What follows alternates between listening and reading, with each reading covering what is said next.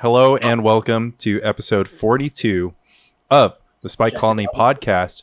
You are on the line with your two regular co-hosts, Michael J. Flores and Lanny Huang, including two guest hosts, Landy Ho and Stephen Wade Bush. SWB, say hello. Hi. Hey, thanks for having me. We are hot off last Saturday, having completed the Premodern and Chill 1K in New York City. We had 26 players. I finished in third, SWB finished in fourth, and Landy Ho finished a ceremonious second place. He prize split and left instead of playing the finals.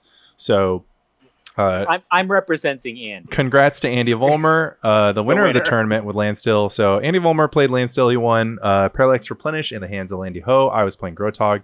SWB was playing Terrageddon. 5th through 8th was Allurin, Terrageddon, and Mono Blue Stifle Knot and Blue White Stifle Knot. So fun tournament with a fun stipulation, which was that if a predominantly red deck won the tournament, then the charity donation would be doubled.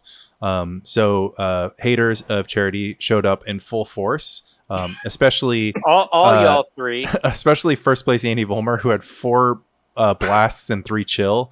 And 1 cop red. And a cop red in his Landstill sideboard, kicked with 3 Exalted Angel. In fact, Lanny, you were the only player with red spells in their 75 at all. So you were in the top 8. Yeah, the one like representative. Very, very technical asterisk by red spell. The only red spells were rounds up to 1. 2 copies of Fire Ice. Yeah, so rounds up to 1, right? Deck. Like 2 1/2s. It was a good time. Surely there's a Gitu Fire Slinger in this Allurin deck. Oh, there's a Squee. Hello, Lan. We've got Squee in this Survival Allurin deck, and I stand corrected. There's no Fire Slingers because Bone Shredder is accessible to the Allurin deck. So super fun tournament. Thanks again to Sunny for wasn't fun for hosting. all of us. Maybe 75% of the people on the line didn't get paired down in the last round. Yeah, well, no, 50% of us got paired. I got paired down, but the main thing is you get paired down, you just have to win, right? Yeah, which is what I didn't. But I would have been a red deck in the top 8 if not for an unlucky pair down.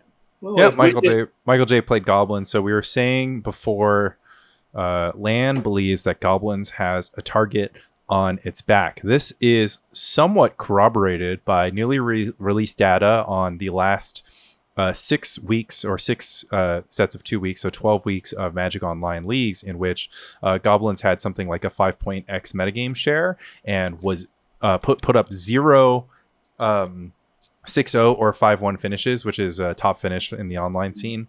But there were 2 pilots who posted finishes, but they were playing mono red Goblins, and in fact one of them was myself. So they're playing your Goblins list from YouTube, right? I believe that's what I was told, was that the other mono red Goblins list was close or identical to mine. And the other thing is there should always be an asterisk because you will 5-1 or 6-0 any league, so those results should not count. Well, I mean, I would say that, but then you can just start throwing asterisks on everything, and then it's a big question of whether that data is accurate. But you are right. I will 5-1 or 6-0 any league except for the ones in which I play Contamination or Red White Rifter. Oh wow!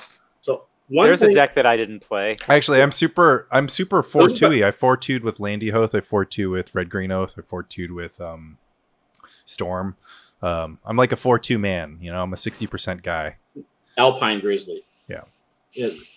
Yeah, Mike, Red White Rifter and Contamination sound like they could have been 2 of your decks for PSS. But instead, Michael J is on a tear, currently sitting at 5-0 publicly. We've already revealed that I was 6-0. Even Hoyp also revealed that I was 6-0. Going into the last round, A triumphant return to the PSS for Mike. He refuses to make the mistake of playing the rock. He did make the mistake of registering the rock, but through 6 rounds, he has managed to play either Goblins or Burn to a spotless record. Smits very much in a similar camp, except for he has 3 great decks. And yeah. Imagine I took just red green oath instead of the rock. I mean, we'll see. We'll see in the final week. Like maybe the rock is the antidote. The hero. Yeah. Who Yeah, knows? that's about 46% likely to be the case. 45.5. I wouldn't give yourself that much angle. All right, fine. It's 45.5% likely to be the hero. Yeah, Yava Milder is just it's knocking a percentage point off. Land likes Yava Milder. I like Yava Milder, but I hate the deck. It's kind of like what Bill Hicks' old joke, right? He's like, well, I'm in a weird position where I support the war, but I'm against the troops. Right, and that's how I feel about Yava Milder and the Rock.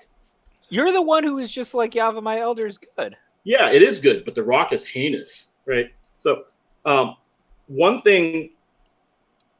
reason I was kind of like hesitant to play in the Premodern and Chill Tournament, other than the fact that I'm hesitant to play in all Premodern tournaments, but especially this one was because I didn't have a deck that I liked, and I wanted to play white blue weenie, but it's just so underpowered, right? It's super underpowered and I think not really good against anything, really. It's good against Dreadnought. Yeah, it's good against Dreadnought, but so are so many decks these days, I think, actually, right? I played it, the white blue weenie deck at the meetup right prior to Premodern and Chill and managed to lose to Goblins. So that took me straight off the deck. I don't think the deck has a good matchup against Goblins. I beat SWB playing Goblins. Yeah, I mean, we saw mono red. I had to concede to a worship. Yeah, well, that's like an extenuating circumstance. But I thought about Goblins because Goblins is traditionally viewed as like a very strong deck, right? That just is able to navigate the various hate thrown at it. But this field felt like it was especially hateful towards Goblins. And then the crazy thing was SWB, like Steven, and I think Jeff both were playing Calls of the Herd. And it didn't feel like they were the only ones on Calls of the Herd. And I was just like, Goblins actually just can't beat Call of the Herd. It's insane, right? Because it's like you have to sacrifice material to get through it. And well, like, I disagree with that, but go on. No, I think that like if it's just Call of the Herd only, right? But I think that like, Steven, did you play against any Goblin decks? I played against Bill on Goblins. Was Call of the Herd very good? It was very good. It helped me stabilize on the ground. Right, because you're sacrificing material to get through, right? It's like if you don't have a Goblin King, which you don't, it's going to be like pretty tough. Yeah, if you don't have Gem Palm Incinerator or you can't create like I agree that Call of the Herd is like a good card against Goblins. Like I played Call of the Herd main deck in my Grotog deck, like as part of concession to like knowing that there was going to be some Goblins present. But I think that, you know, one, it comes down a little bit slow. Granted, Steven and Jeff's decks are Mox Diamond decks, so it comes down a little faster in those cases. And then two, like Gem Palm can kind of deal with that very easily in flow. We actually saw that in the last my PSS match against Smits, in which my like sequence was engineered play Call the Herd, and his sequence was naturalize Gem Palm, cycle Gem Palm Incinerator, and it was just kind of like done and dusted. So looks like we lost one copy of Landy Ho, but in any case, I think that Call of Herd is great against Goblins. I'm not saying it's like the end all, but Gem Palm Incinerator needs to be timely, right? And it needs to not be disrupted. Otherwise, the decks that like the Terrageddon decks can just play like a Terravore, for example, right? And it could be like pretty bad. Well, so I want to let me finish making my point. I'm just saying that Call of the Herd is not like an end all to Goblins, right? But it makes the environment more difficult for Goblins. Yeah. So we've kind of talked about that in the past, that like, you know, it's not a question of like, you know, we talked about it with Sabo's Web, where it's just like, it's not a question of like, oh, putting Sabo's Web on the battlefield or having it in your deck means you'll never lose to Red Green Oath. It'll just mean that you win point. Yeah, exactly. All the matches that Red Green Oath is playing in the room, it's going to play against many more cards that are good against it, where before it wasn't. And so in the same way, if there's going to be like 3 pilots on Goblins playing 15 matches, the preponderance of Call the Herd across those matches is going to result in an overall reduced win rate. The reason why I kind of latched on to you mentioning Call the Herd was because Michael J and I had like sort of a protracted argument about what Goblins is supposed to do about the Terrageddon deck. So you talk about Call the Herd and you talk about Terravor, and my response to that was like, I had Call the Herd tokens on the battlefield in the game I was playing against Bill Ellis, and like they were good, but they did not outright win me the game because Goblins it's basically like a moat, right? So Goblins can be like, okay, well, I can't get through right now, but I can develop my battlefield. And if you're playing a deck that doesn't have the threat of Cataclysm, their battlefield development is eventually going to overwhelm the Call of Herd to the point that you've like counted up each turn. You're just like, okay, I need to leave 3 blockers back, right? So I'll attack with 2 guys. Or maybe you're just like, oh, I need to leave 3 + 1 blockers back in case they have removal spell. But eventually, they might put together a sequence where they remove 2 blockers, and then all they have to do is get in with a big pile driver attack. In that way, your moat just kind of gets removed by like a big alpha strike or the presence of Goblin Sharpshooter, Siege King Commander, et cetera, et cetera, et cetera. So well, your deck is like it seems much weaker versus like Goblins than like Terrageddon, I think. Yeah, I definitely agree. But main deck at least. Yeah. But I do want to point out that Steven's Terrageddon deck had 1 copy of Cataclysm main, and Jeff Ferris's Terrageddon deck had 0 copies of Cataclysm main. So neither of these decks are good at containing like a growing Goblins board, like a Goblin player that sits back and develops. But Armageddon is. Yeah, Armageddon is that was extremely good. Like in game 1, I developed, and combined with Terravor also. I developed a good wide board, but he just had 2 elephant tokens, so I had multiple pile drivers I just couldn't get through, and then he just drew Armageddon and killed me. So like even though my board was plenty wide, he just cast Armageddon and attacked with the 2020 Terravor. It was like there was just nothing I could do. I think that would. That was in game 1. That like really just 2 elephant tokens was very strong in supplementing. The Terravors would actually kill me. I wouldn't have lost the elephants, but yeah. The elephants aren't. Again, I don't think the elephants are the end all, but I think that I think Goblins is better in an environment without Call of the Herd than it is in. Yeah. And I completely agree. Like if you were just to tell me that we're gonna play a tournament and like I have to play Goblins, like it's gonna be very relevant if people are playing a lot of like green Call the Herd mid-range decks, because kind of if you think about historic metagames, like Parfait was like extremely good against Goblins, but one thing that Parfait didn't do, like one angle that Goblins never had to worry about with Parfait, was like the presence of blockers. And so obviously an Oath of Druids trigger putting Shard Phoenix or a Chroma Angel Wrath into play was like a problem. But the Goblins deck, at least if it showed up and was like, okay, well, if I play 8 naturalize effects, like Oath of Druids isn't going to trigger on me, and I don't have to worry about something. So like with the deck like Terrageddon, and some Terrageddon builds also opting to go for Oath of Druid sideboard plans. Those things are kind of like being tested out right now. I think they have to worry about both creatures on the battlefield and artifacts and enchantments, and then also developing a wide enough board to be like meaningfully aggressive. I think just to call back the conversation that you were referencing, Lanny, I don't think we need to hash through like the part where we were disputing if my approach to getting through the Call of the Herds was right or not. Your main point was like, whenever people tell me that their tier 2 deck beats tier 1 decks, I'm skeptical, right? And I think that it's possible that Terrageddon is actually just one of the best decks in the format now, and that the reason for that is our historical idea of Terrageddon decks is like Nimble Mongoose, Werebear decks, and that like the current version, which is just like extremely creature poor, extremely heavy on Armageddons, doesn't futz around, and then could potentially transform into Terra Oath, seems like a monster to me. For what It seems it's awesome against a lot of the tier 1 decks, as far as I can tell. I don't think it's creature poor for what it's worth. There are 12 creatures, or 13 actually, but I think like the 13th creature in both versions were not very good. It was Sylvan Safekeeper, right? Yeah, in Jeff's version and Anyard Brushhopper and Stevens. Plus 3 or 4 calls. I was getting Yeah. The stock list is 4 Mage, 4 Terravore, 4 Weathered Wayfarer, and 4 Call and of the 1 Herd. bad creature, and then 3 Calls of the Herd. Yeah, 3 yeah. to 4 Calls of the Herd. 3 to 4 Call of the Herd. But setting that aside, like the relevancy of the creature poorness is pretty interesting. Used to be like a lot of threshold creatures, though. Yeah, but those creatures are bad. They're all Yeah, That's what I'm saying. but our that's conception of the deck is very different from the deck as it is. well, that's your conception of the deck. Like this Yeah, not Terrageddon, mine. this Not mine. Terrageddon deck has been on the radar, like been on my radar for a while. It's been up and coming. It's won 2 Magic Online challenges back to back, and I think it's good.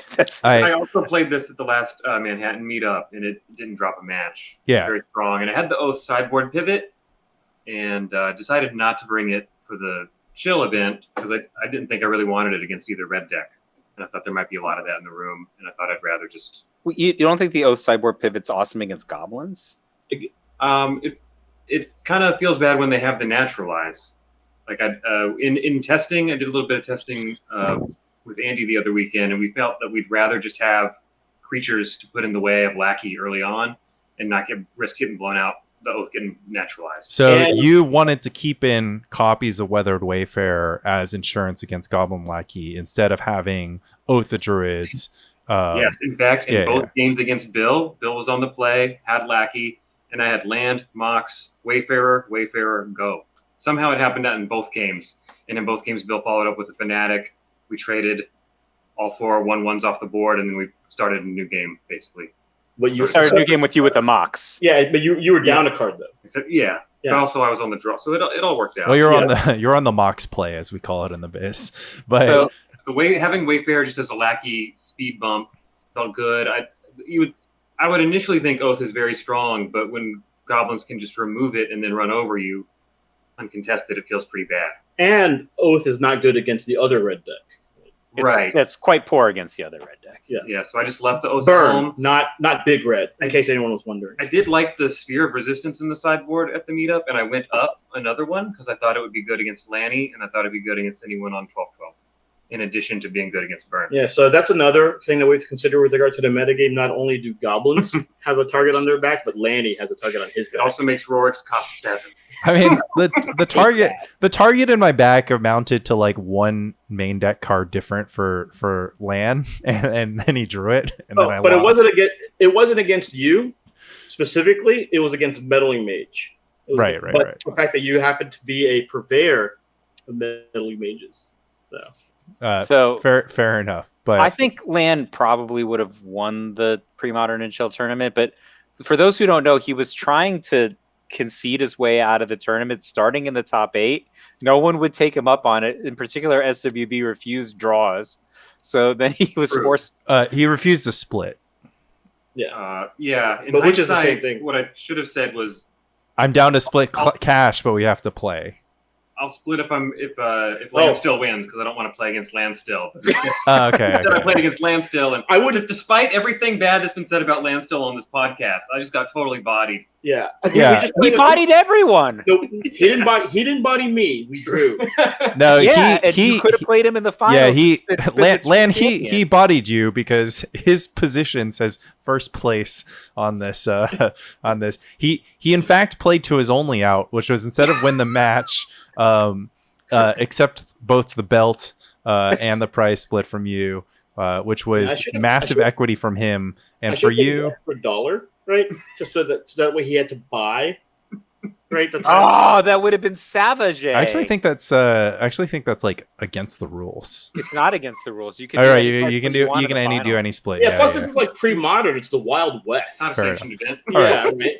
I mean, I don't want to belabor whether or not Replenish beats Landstill on this podcast, nor do I want to talk about how bad Landstill is as a deck.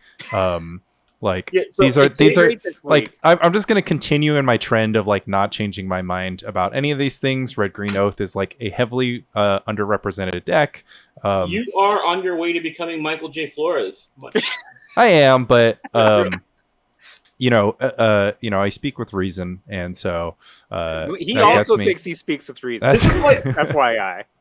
In a way, we're kind of like, Mike's the id, right? And you're kind of like the ego, and I guess I would be like the super ego, where I'm like the being of pure reason, and Mike's the being of pure desire. Yeah, I am a being of pure desire. And you're gravitating between I just want us, it right? so Where you're much. like, oh, I want to update my priors, right? But I also want to continue to say that Landstill sucks. Yeah. No, actually, you're like 1,000% right about this. I had a conversation with Mike earlier where I was like pretty upset at him because he lost to Terrageddon, and he's just like, Terrageddon's probably 70% against Goblins, and I'm like, I did not say a percentage. I said no, shut up, Goblins. shut up. You said 70%. You've literally said 70%, Right. and then I yelled at you a lot, and then you're like, things, and I was just like, it's okay. I've heard Mike say that before verbatim, and it's okay. Things. Okay, yeah. and listen, I don't recall saying 70%. I recall saying I thought it was good against. I know you don't recall it because it would like shatter your worldview that we would say such unreasonable things after losing a match of Magic. But alas, I was there. You're like, it's probably 70% against Goblins. I blew up at you because I was basically like, that's like an extremely closed mindset to have after losing a match of Magic. The first thing you should be asking yourself is if you should have done things differently, how your behavior affected the outcome of the match. I think I should have played the second turn of game 2 differently, but I still don't agree with you the details of that aren't particularly important to me. The larger point was just that, like, I have been through a prior updating gauntlet, and one of the things that Mike, you told to me was that I should have more conviction, and I said that I need to have more humility, and in fact I need to not be humbled not only when I lose matches but also when I win matches. So the example that I'm going to use here goes all the way to the last 1K at Endless Life Brewing, in which I had defeated you in 2 straight matches with Grotog against Blue White Stifle Knot. And so there was a couple things. One, I actually had never played the Grotog versus Blue White Stifle Knot matchup ever. But you had been claiming that it was a great matchup. Yeah, and I was just like, known you. Yeah, I was like, listen, Grotog smashes. It is a great matchup, by the way. Those were my only losses in the tournement, in the Swiss, and in the top. Wait. I do have one question about this particular match. How were the Sabo's webs against? They spent a lot of time in the sideboard. Yeah, he's already heard it. I could only spend 50% of the time in the sideboard because you played 2 games because you got swept. Yeah, exactly. I did. So I don't think I drew them in game 1s though. Okay, so I have been saying this, and I said it because I'd seen the tape. Like I'd watched matches that Fran played. I'd watched matches that other Grotog pilots played. And I was just like, yeah, this deck that has like a bunch of cantrips to find Meddling Mage and a bunch of counters to make sure Meddling Mage is on the battlefield, naming Phyrexian Dreadnought, and a bunch of other cards that block opposing Meddling Mage is going to be really, really good against Dreadnought because it doesn't have to pay 2 cards for any of its own cards with the exception of Mox Diamond. So I was just like, okay, this is just like, I'm just never going to lose this match. And there was a few things that made me like at least have questions about this. Notably, Robin Lund made the top 8 of the Fall Brawl last year, and he lost to the eventual winner, David Raska, who is playing a sort of brewed up version of Mono Blue Stifle Knot that started with 3 copies of Mishra's Factory and some number of Powder Keg. Powder Keg, of course, is extremely good against Meddling Mage and Grotog, and Mishra's Factory is also good against Meddling Mage, and then he had 2 or 3 copies of Brain Freeze in the sideboard, but I kind of wrote that off as just kind of like, okay, well, this mono blue Dreadnought list is sort of over-prepared for, or not over-prepared, but just like aptly prepared for the meddling mage problem. But if you ran me up against a stock blue-white Dreadnought list that didn't have a lot of brain freeze and was kind of like more what we're used to seeing, I still got them. Anyways, so I beat Michael J. And Mike, you actually were speaking in your in defense of the blue-white Dreadnought side. You're like, you were telling me I think it's a lot closer than you think it is. Like, you won those matches because you had multiple meddling mages in your top 20. You I didn't know what to play around because you had 5 meddling mages in the first 4 terms, both matches, and you combined, right? Yeah, combined. Yeah. And no, I cheated. No, I'm just saying you had I literally in one of the games I'm like, deal with the meddling mage, like take a breather, and you're just like third meddling mage. Well, why'd you take a breather? But right, I just took a breath. You didn't have a choice. Deal with meddling mage, deal with meddling mage, deal with meddling mage. Now if I could have dealt with the third meddling mage, I would have, but he just had it. But the other thing was, I also, to Lanny's point, I played around days because this was the first tournament Lanny had where he played Swords of Plowshares instead of days. So like I just wasn't playing into days, and if I had known he didn't have days, then I would have would have just jammed. Yeah, just jam anyway.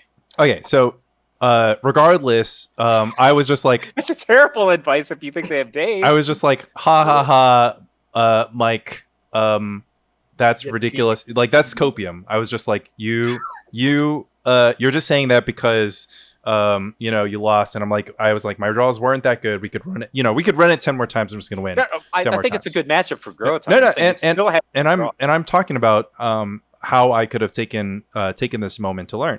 So fast forward a couple months later, and I'm playing in the PSS, and I'm up against Michael Harris, and he opens on turn 1 Island, and I think to myself, I'm never going to lose this match.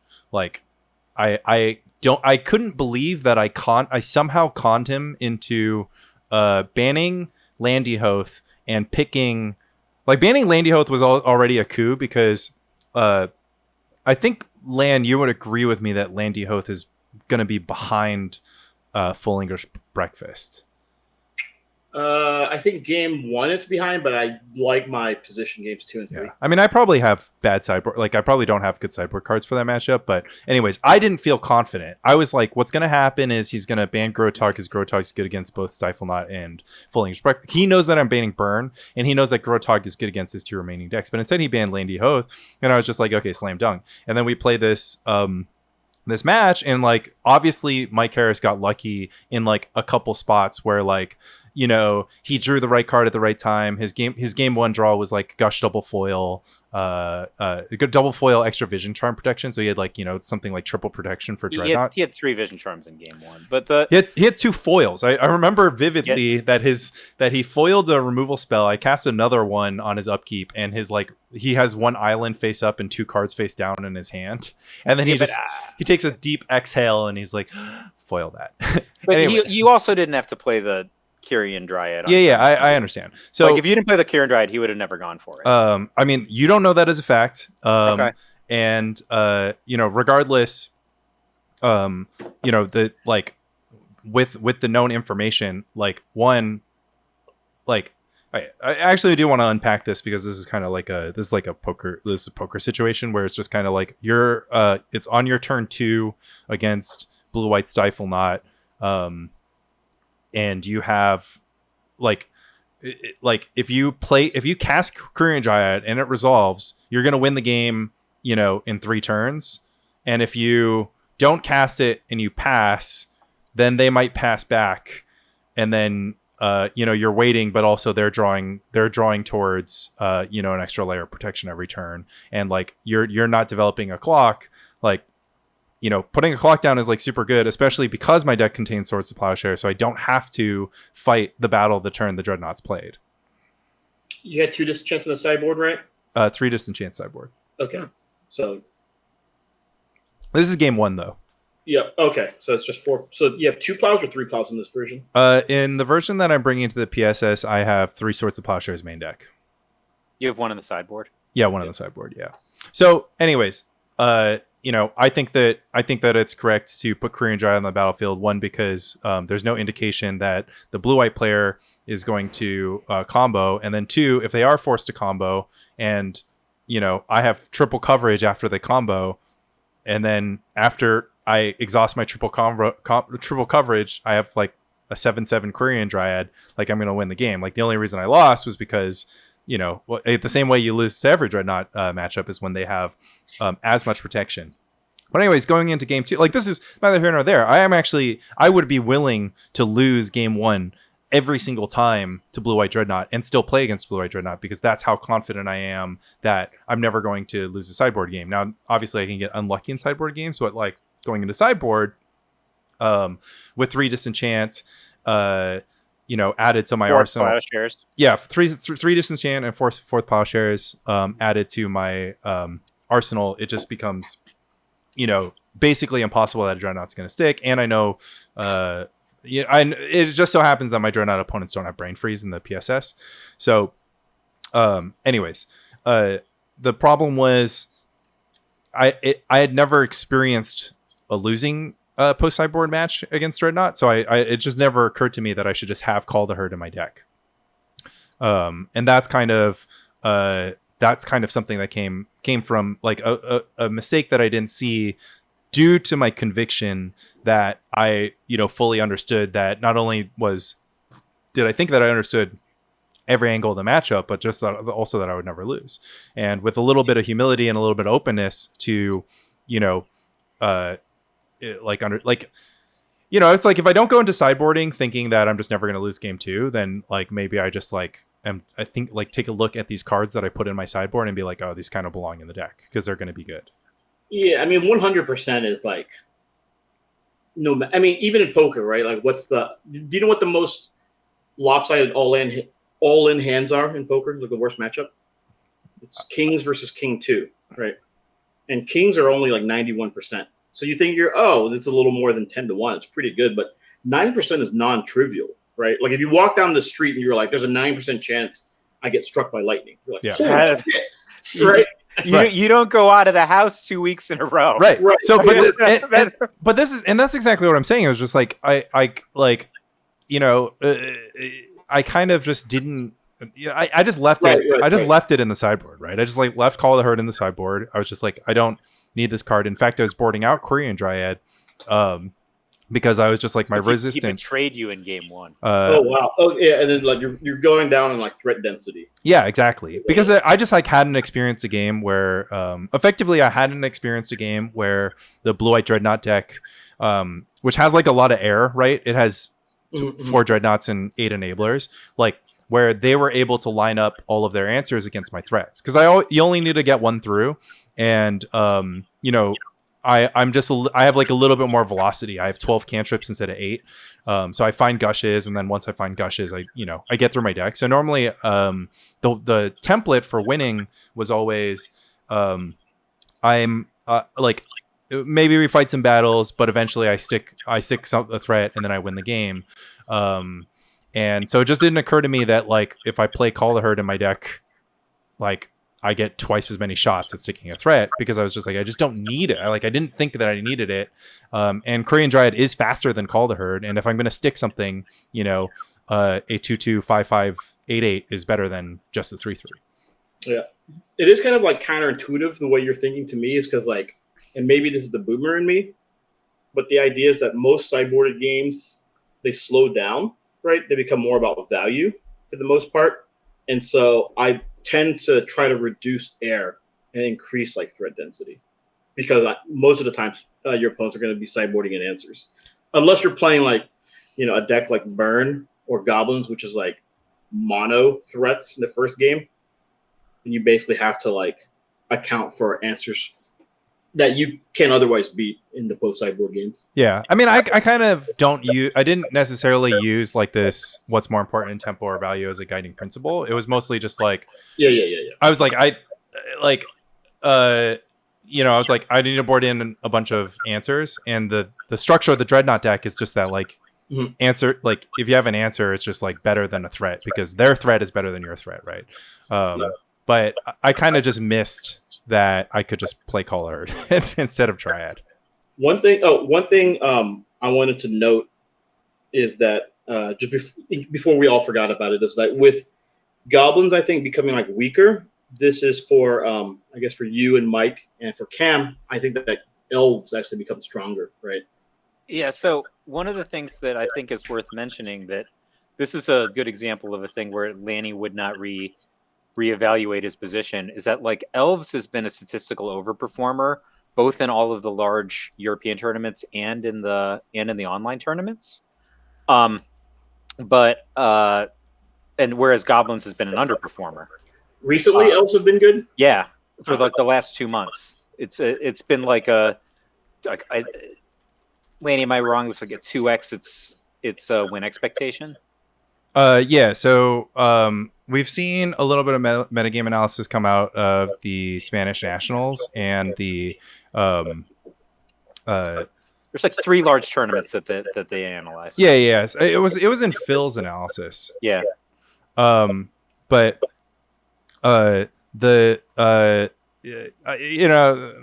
take on that normally just comes down to like there's a lot of Elves grinders in the European metagame, and they're like extremely like dialed in on the deck, and they're raising the bar substantially for it. I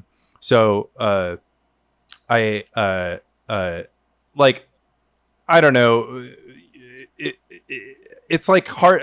I don't really know what I take back. Like when we talked about Spanish nationals last week, we're just like, okay, well, so what's the conclusion? Is like, Mono Blue Tide is like a super great deck, or Mono Blue Dreadnought is is better or whatever. And it's just kind of like so sort of what we were talking about before, just like, okay, is this like an update your prior situation?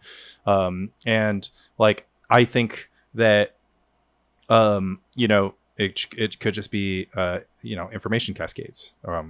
That kind of well, the exact, I believe it was the exact Mono Blue Dreadnought from Spanish Nationals top 8'd Premodern and Chill, right? In the hands of... Yeah, that's correct. In the hands of Crusher, eternal event crusher Hank Jong. So like we're talking about somebody who like placed second in the NYSC vintage, and it's like he's just like an unbelievably good player. So he played the exact same 75 as the list that top one.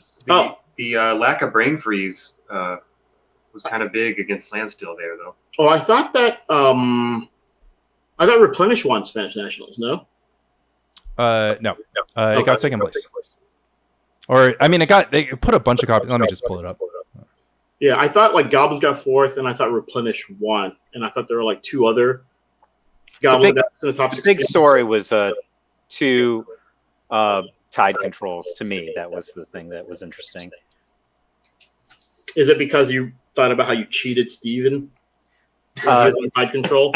Well, like, I got away with it, so that's pretty cool. Steven points out that I think we were just playing a fun game that wasn't even in the event. Although I did cheat. Yeah, no games are fun. No games are fun when you're losing to a cheater, though.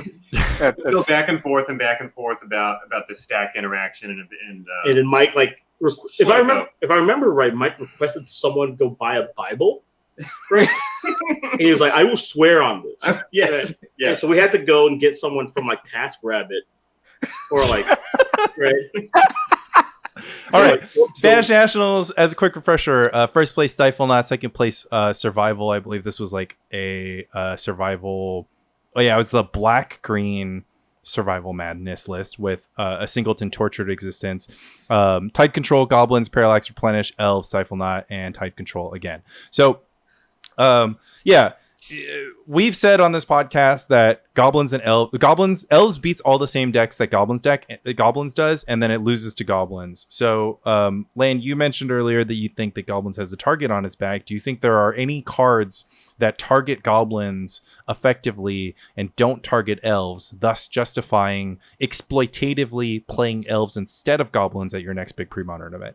Well, all the anti-red cards, clearly, right? Chill, Cop Red, and Blue, Elemental Blast, and Hydro Blast. And to a slightly lesser degree, I think that Wrath of God is better versus Goblins than it is versus Elves. But why do you that? Caller Claw and Survival of the Fittest. Okay. Yeah, and because like bad Wrath of God players, of which I'm not one, will just be like, well, I will just cast Wrath of God. Not saying that bad players talk like that, but when there's a Wirewood symbiote in play, right? The talented Elves player will be, hold on, friend, I have some fast effects. And then I would like to abuse this deck. Yeah, the Wrath of God player would be like, why is it always about the GD stack? I would like to hold priority. He's like, hold on, friend, I may have some responses to your sorcery. Right. Also, I played the Landy Hoth at the Brews and Bottle Gnomes event, and Elves' early Tangle Wires were very problematic. I feel like that deck has a really easy time with Goblins, but Elves was harder. Okay. I would have still Tangle Miser. Huh? Right. Yeah, I mean, like, Steven elected not to destroy the Tangle Wire, so that's player error. Steven, why'd you leave that part out? Just like, You can't tap this enchantment. He's like, I'm going to target your Obsianus Golem. I mean, to be clear, 4/6s are many have said, thanks to Parallax Replenish performing very well recently across the Spanish Nationals and the Magic Online thing, that Replenish is underrepresented, and Replenish is like one of the best decks that you can possibly play against Elves, and it is at least close against Goblins. It is not close against Goblins. I had a great draw, and land demolished me. I was not scared of Goblins whatsoever, especially after sideboard when you have like 7 1-cast answers to Lackey, right? You just kind of like you just like mulligan until you get one, and then you deal with the Lackey, and then it feels like you can't possibly lose. Like the only fork I had was if I used my mana control on turn 3, but he had a soul land, so he just got me. Right, yeah. That was literally the only decision I would have had that would have been able to affect the outcome of the game. I was even stuck on land. I cast Morph, and then I cast another Morph, and then that was game 2. Yeah, then I finally. Yeah. I mean, you're bringing in 3 blue blasts, so it definitely helps. Yes. So it's funny because it used to be where everyone was afraid of Goblins as their worst matchup, but now I think every deck that I play, I'm just like, well, Goblins feels like a trivial matchup.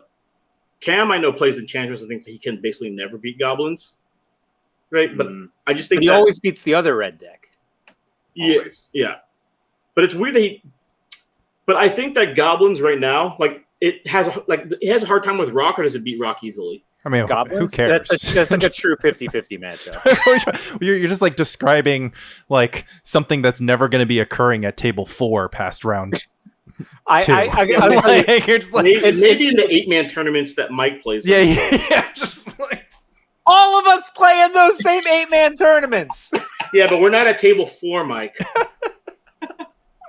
So I just want to say, if you haven't watched my PSS match, I had first turn Lackey hit you with this Siege Gang Commander, second turn additional Lackey, additional Siege Gang Commander were my first 3 turns against Mulligan to 3, and I almost lost.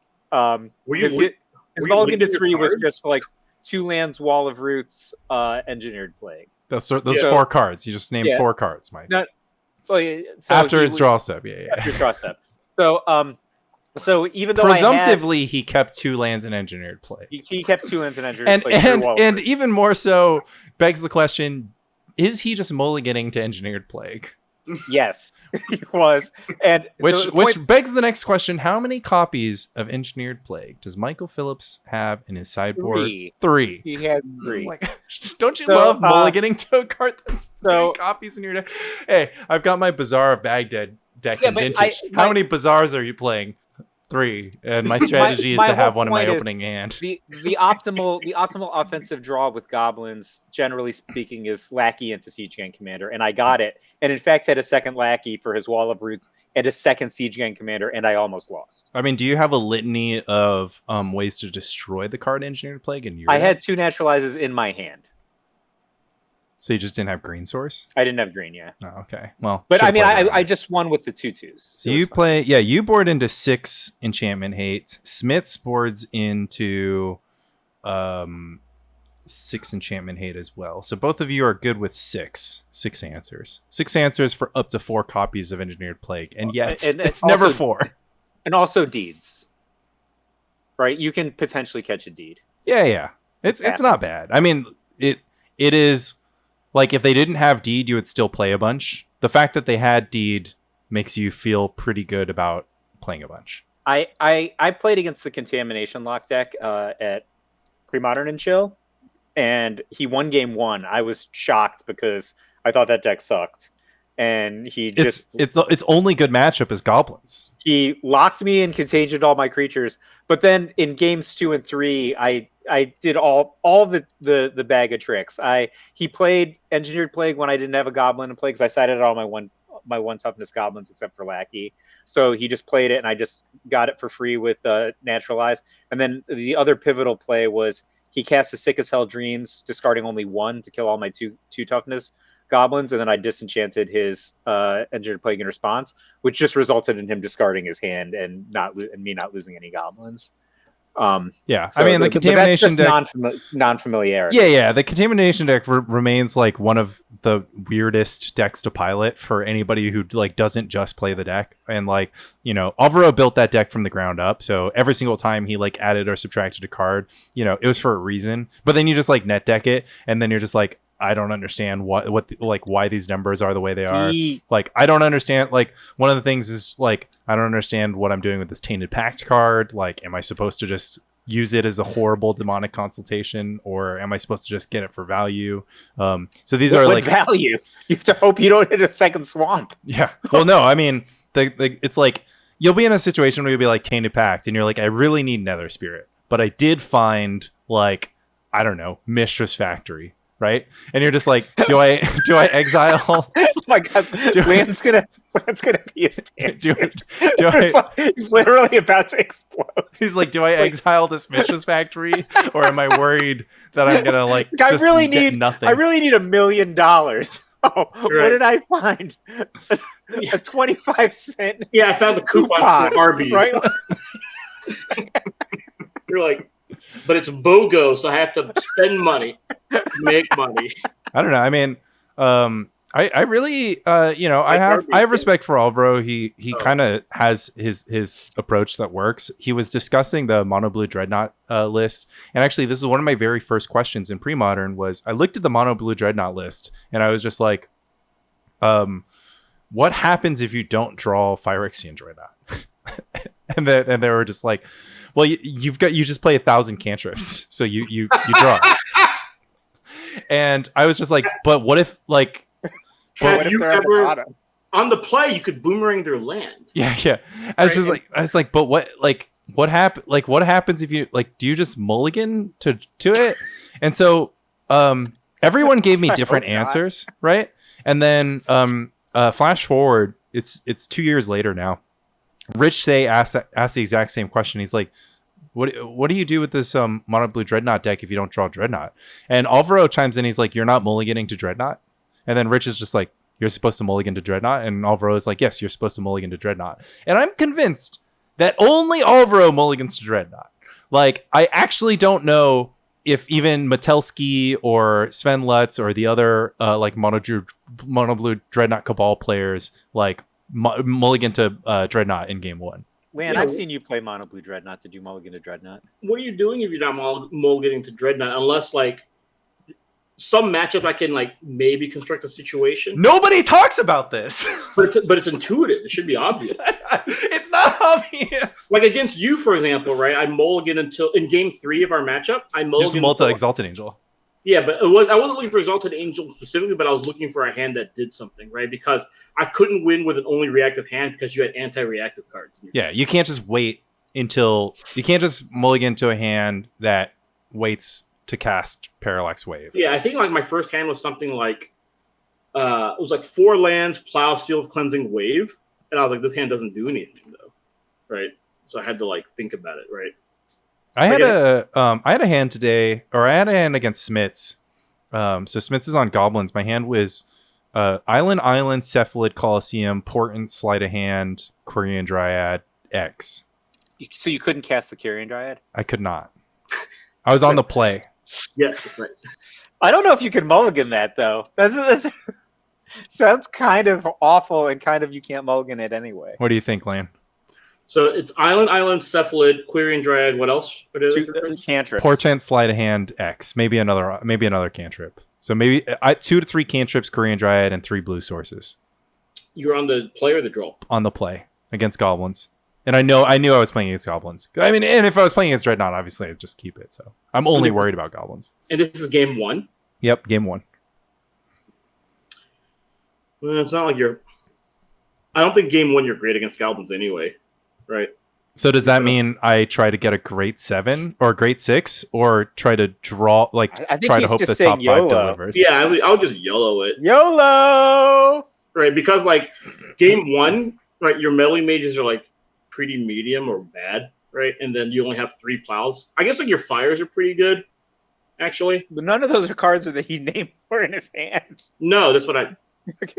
Yeah, your hand doesn't actually do anything. I mean, I'll take cantrips. I'll take meddling mage, right? If I'm on the play against the lackey. Yeah, because it's a speed bump. Yeah, they're like any bear in a storm. Right? Yeah. I mean, it also names his turn 2 play. Like any bear. Apparently, these are valuable. Who told me that? I think it was SWB. Jeff Ferris told you. Oh, Jeff Ferris told me. Look what I have. Michael J has a bunch of Odyssey era player reward tokens. The squirrel's like $45. Yeah, Michael J's like, look what I have, and he just pulls out a bunch of old savings bonds. Okay.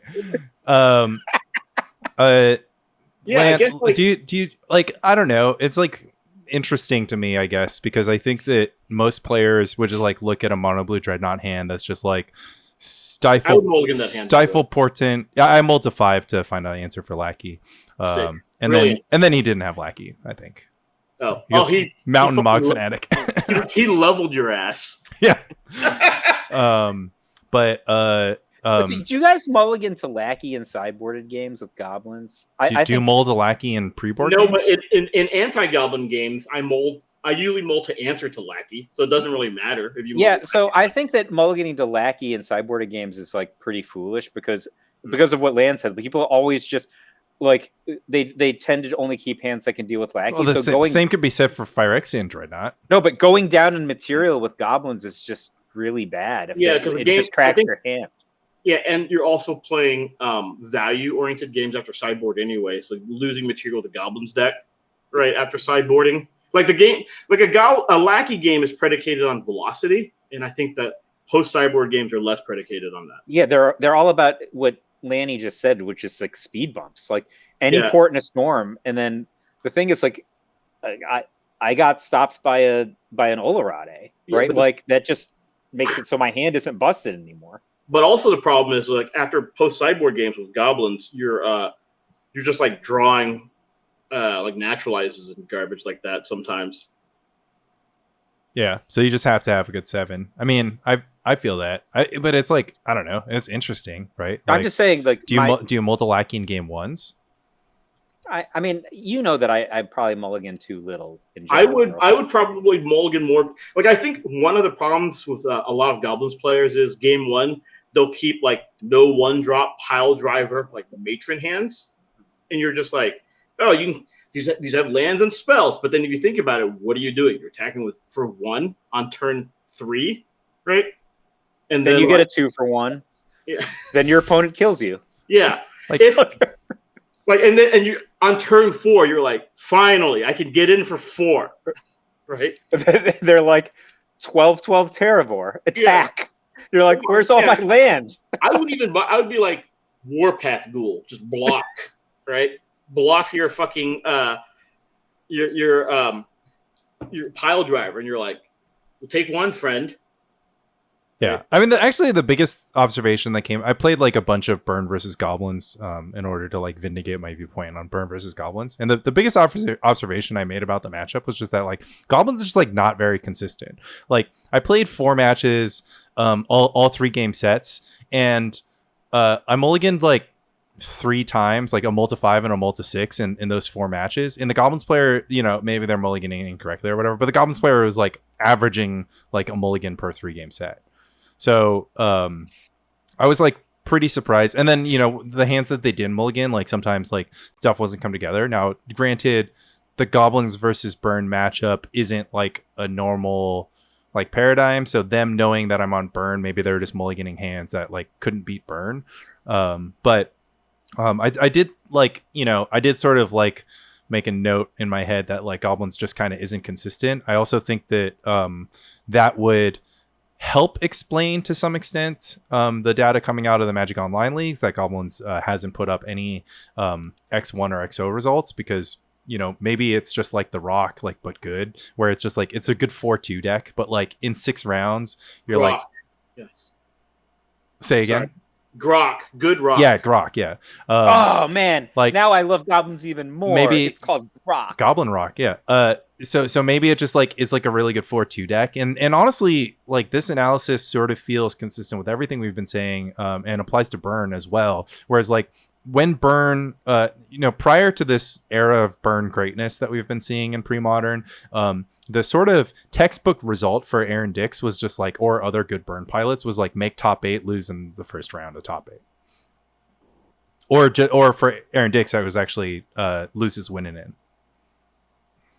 Well, Steven's got to take off in a couple of minutes. He's going off to Friday Night Legacy. Oh, maybe we could have him speak on his experiences in the tournament before he does. Yeah. Give it to us, Steven. You were playing, very similar to Brad Stone's Terrageddon list. For those who are unfamiliar, Brad was tearing it up in the Massachusetts scene. 1 second. This is an edit point. Brad was tearing it up in the Massachusetts scene with Terrageddon. He was using some meddling mage tech that Matt Perlman had been teching into Terrageddon for a little while. So a few awesome things about this deck. We've talked about it, I think, a little bit on the cast. We're talking, sort of a 5-ish color mana base, thanks to 4 Gemstone Mine, 4 Mox Diamond, and a Treva's Runes to touch blue. But you can do cool stuff like run Engineered Plague or Fire Ice or whatever color cards in the sideboard, thanks to the fact. And Wandering Wayfarer. Yeah, Weather Wayfarer. Not all who weather are lost. Weathered Wayfarer. So that kind of translates to roughly 12 rainbow sources, more than enough to sometimes play Meddling Mage on curve and sometimes play Engineered Plague on curve.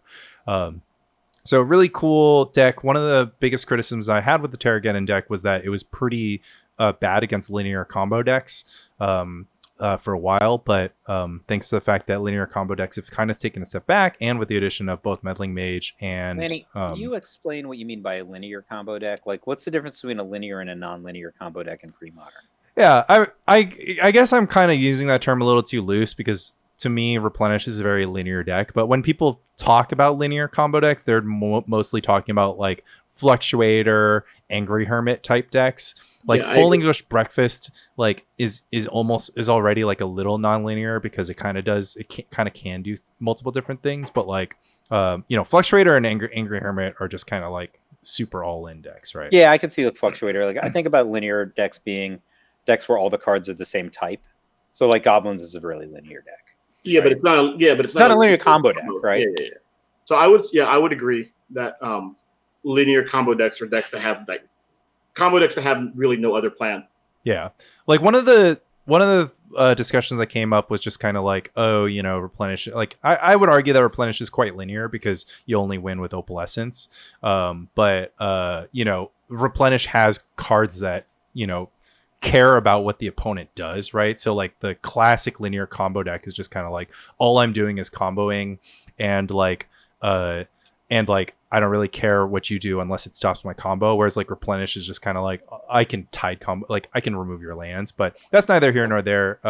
This Terrageddon list, thanks to Meddling Mage, in addition to the plan that already existed, which was Weathered Wayfarer plus Wasteland, gains a lot more points during combos. So tell us a little bit about what your experiences with the deck and the tournament was, starting from why you chose the deck, because you've been playing other stuff. Why I chose the deck. Yeah, I had been playing the green not the green-red Oath. I often play mono green, or I would lean towards green-white. I've really enjoyed the card Terravore, and wanted to look into other shells, other homes. Also, this being a great Sylvan Library deck, having Sylvan Library with a shuffle every turn is just something that I really enjoy doing. So, classic Terravore enjoyer. I get it. yeah, just really, this deck just feels like a pile of a lot of my favorite cards, which is why I've been playing it. Like a classic deck toucher. Yeah. What does that mean? It's like loves touching his deck. Yeah, totally. Yeah. It's like, oh, I'm gonna draw 2 extra cards during upkeep. I'm not even gonna keep them. Yeah. But I'm gonna look at 2 more, and then I'm gonna shuffle my deck. That's the draw phase. It's during the draw phase. I'm sorry, during the draw. Because it happened when I was playing against Jeff, and I was like, oh, I overlooked this, right? Because I had Opalescence Wave out, and he was just in the tank on what he was going to do on his upkeep. I was like, oh, wait, we're still in the upkeep? Yeah, I'm just going to wave that out. Why didn't you just do it on site? Because I had forgotten that it turned on. Okay. Right, and because I waved out his entire board, I was like, oh, man, he's already his main phase. I already fucked it up. And he's just in the tank. I was like, oh, you're still tanking? Wave that shit. He's like, yep. Yep. So it's because of that, and that's why I never think before I play, right? To avoid situations like that. All right. But also with Sylvan, I love keeping the cards. I'm known to overpay. Classic and lose. deck toucher. Pays 4 life for a card. Yeah, I'm known to pay too much and then lose as a result of it. Yeah. Well, but, you share that with Michael J. Yeah, I think it's Cam who said sometimes drawing cards is more fun than winning. Albert Camus, he did say that. It was yeah. I think he said that in The Stranger. So Bella was reading The Stranger. That actually happened in the PSS Matchup broadcast where Michael Phillips had like recurring Nightmare Wall of Blossoms loop going against Burn, and Burn was at 2 life just playing 1 chump blocker every turn, and he had 2/2s in his graveyard that he could just like attack with, but instead he was just spinning Wall of Blossoms to draw more cards, and I was just like yelling at the cats, like, just kill him, and then Hoyp was just like, listen, The Rock never gets to do this, okay? Like he's enjoying his time. Mm-hmm. But did he end up getting his just desserts, or did he win? No, he was at like he had Ravenous Bailoff. He had 1,000 life. Oh, brutal. Oh, so go ahead, Steve. Oh yeah, in this event, I was just thinking back to the experience with the deck. It did really well at the meetup, and then in this event, you won the previous meetup, the Manhattan meetup. This did, yes. But it's with the Oath pivot, which you just took out because you just didn't like it. It just didn't come up that night, and so I was questioning the value of just carrying these Oaths in the board instead of just having more anti-red cards, because I expected some anti-red, and it turned to be quite good, beating both Burn and Goblins. The Terrageddon Cabal has moved, has like been generally not too stoked on the Oath pivot, so your experience seems to reflect this. Yeah, it just seemed like why I didn't need this. I never brought it in anyway. I think it's like super interesting because this deck actually only starts 7 targets for Naturalize in the main deck. So you could simply just not board in any artifacts or enchantments. And then people just like see your deck and they're just like, you look like you play artifacts and enchantments, when in fact it's just like Sylvan Libraries and Mox Diamonds, which like aren't really tasty Naturalize targets. But I like naturalizing a Mox. It always feels pretty good. I do too.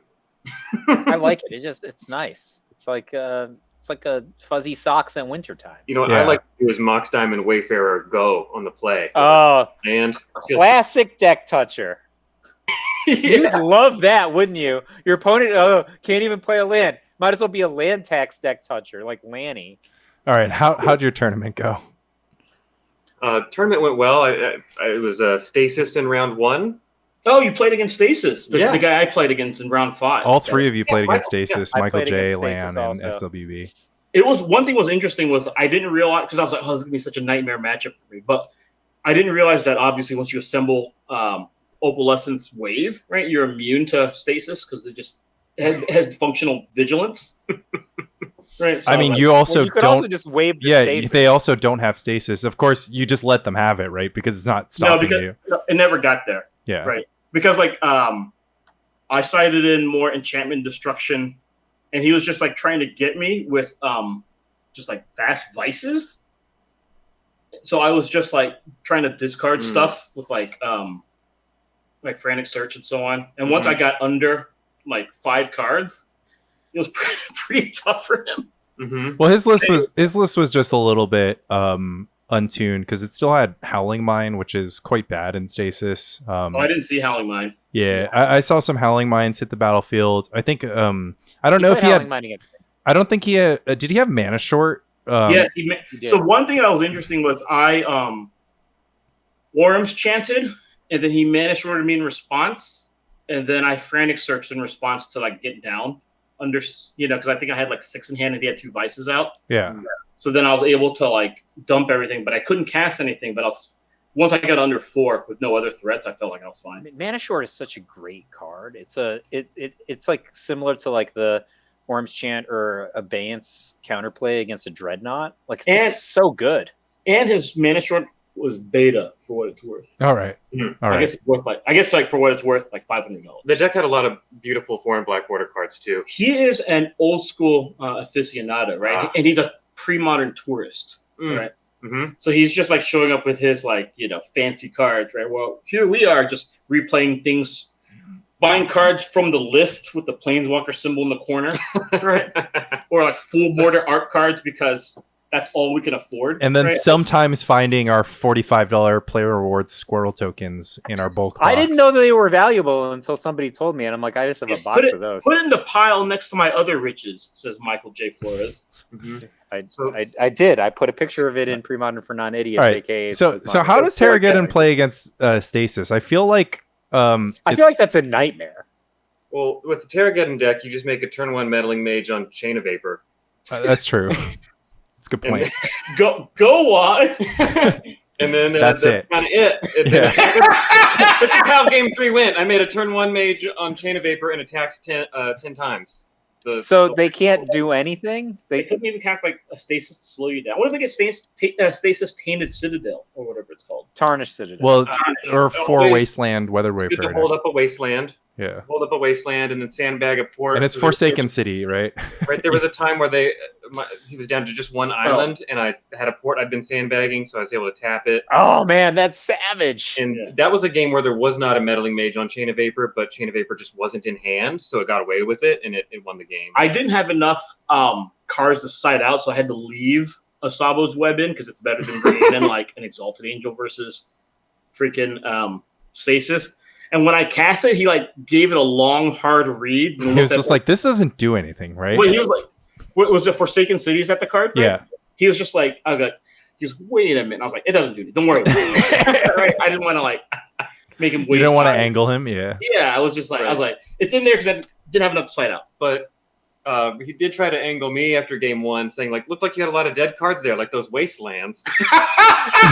Because the city had been revealed, right? So you're not gonna side out Wasteland. Definitely take them out. That sounds like something Michael J. would say. And I would. I don't think so. I'm keeping it in. Fucking big brain Steven. Oh my god. Okay, keep going. I mean, I rules lawyered BDM in his dreams. Yeah, that was big on Twitter this week. Yeah, well, you rules lawyer me in your dreams. You better wake up and apologize. All right. And then, so what else did you play? Allurin. It was like kind of a two survival Allurin decks in the building. There were 2 on the day. This is not the one that top 8'd. Right. I played against them both. Right, I was with all the mana wars, and all these mana wars against all my elephants were quite good. And I just combo was never assembled. I just died to fair creatures. You've got to be kidding me. And every turn, I was like, I'm shuffle, I Sylvan. I'm like, there's going to be a blocker here somewhere, right? Yeah, just like a Mike. I don't think this is a tier 1 deck. No, 2/1 awesome. Gating for 2 in there, right? Mike, this is Mike's. No, it picks up. It picks up an FTK. Like it's not even 2/1 gating for 2. It's 2/1 redraw my FTK. So, yeah, Steven was spending too much time touching his deck and not committing to the board. Yeah, well, so at the Brews and Bottle Gnomes, I played against Mike Harris's full English breakfast, but it was more like a Bant full English breakfast. And in game 1, I just thought that's what I was up against the whole time because Alex is known to play full English breakfast. So I got my mage on Volrath Shapeshifter. I'm like doing everything I can to prevent just dying because he's got an active survival. Oh my god, you played Meddling Mage Damning Shapeshifter and he was playing a Lurin? Like that same deck that I'd played against at the same table at the same venue a few months ahead of time. So I just thought I was playing against that deck. And it wasn't. And then game 2, he didn't cast a single spell because I just wait. He won game 1 by just fair creaturing you? Yeah. Fair creatured me to death. You've got like several mana wars. I just died. Yeah. There's game 2. I steamrolled, so I didn't see anything else. So I go into game 3, still thinking it's full English breakfast, and then find out that it's a Lurin. And then he'll Lurin combos you. So that's unbelievable. He didn't. He did. Yeah, he got there. So okay. I didn't bring in my spheres. I didn't know to bring in my spheres. What in his version was the combo? Was it like so Land the sort of modern Lurin combo is Cavern Harpy, Mana War, Spike Feeder. You just gain infinite life then? Yes, you gain infinite life, and then but the reason why it's played, Francisco kind of popularized this recently. The reason why he plays it is just because Mana War and Spike Feeder are much more playable than Soul Warden. And then the Spike Feeder, if you have a Wall of Roots in the mix, then you have you can put infinite Spike Feeder counters after you make infinite mana. You can just attack with an infinite sized creature, whatever creature you hadn't played at the beginning. Exactly, infinite sized wall, so you have to play like Rolling Stones? Yeah. But okay. You may wonder, how did I die to fair creatures in game 1? I paid 16 life to Sylvan. Okay. Making them over in the air. Sorry, I thought you made your opponent deal 20 damage. I didn't realize it was 4. It was 4 damage. But no, I mean this is actually super relevant because I actually deck toucher. I played this I played this Terrageddon deck and I won my first match in an elimination bracket, and my second match was against Stanley playing Survival Madness, and he just had double squee, frantic search, like maybe like 3 frantic searches or something, and so he just won because of card advantage. And I think that's kind of like one of the things that happens to this Terrageddon deck is that it also sort of struggles like against opposing card advantage. And so like what you're seeing is just like, well, he had Survival Sui and a couple Mana Wars, and so he just like used card advantage to win the game instead of, you know, his 3-card combo. Yeah. I do think that the Terrageddon deck, the Bant Terrageddon deck, is quite strong, but to your exact point, Lanny, I think it's not great at like, if it's behind, it's not a deck that like really has a good come from behind strategy. Yeah. It's like it's a little over leveraged on Armageddon. Like, so what you got to do is put an armadillo cloak on an elephant, and you can draw extra cards with your Sylvan. Wow, you're coming away with all the correct lessons. So tell me more about this. But what if your opponent has creature removal? Okay, we lost to Lurin, but we're gonna battle back. We're 1-1. And then what'd you play in round 3? Burn. All right, easy. Right? Roland on Burn. Yeah, 2-0. The chill from the board turned out to be quite good, even just on turn 2 into an Armageddon. And game 1 was I don't know how it won. It just had a really big Terravores. Did you cast a Meddling Mage on into an Armageddon? So I thought that this was a good matchup for Burn. Yeah, if you have a big Terravore, you kind of need to get a little lucky to make a big Terravore, right? Because Burn doesn't play a lot of Wasteland targets, and so you kind of need Mox Diamond and cycling lands to help you get the cycling and fetches to get there. Roland had kept the 1-lander. Okay. All the stuff, and was just wasn't drawing. Steven, you've buried the lead like 4 times now. How many? He's like, oh yeah, I just cast a huge Terravore, but that's because it was turn 8 and Roland hadn't drawn his second land. wait, hold on. SWB, how many extra cards did you draw in? Yeah, he's like, I didn't draw any on Sylvan against Roland. No, I knew better than to do that against Burn. And so classic deck toucher apologists. Yeah. The next round was against Bill on Goblins. Sounds easy. And it was easy. Yeah. And I was happy with the sideboard plan of leaving all the creatures in just to have lots of speed bumps. make elephants to trade off with pile drivers. You only played 3 elephants because your 4th elephant was an Android brush hopper, just right? for fun. I just threw it in the night before. Yeah, and to be able to get elephant advantage, right, in the elephant mirrors. Yeah. Yes, Right. the Lanny brought that up. Yeah. So. Yeah, I mean, Spider Silk armor would have obviously been better here, but Spider Silk armor built in. So, well, did you doesn't give it to all your elephants though. In your plague? Yeah, against goblins. In game 2, I had chill and plague before I Armageddoned. So I know chill isn't generally something you want.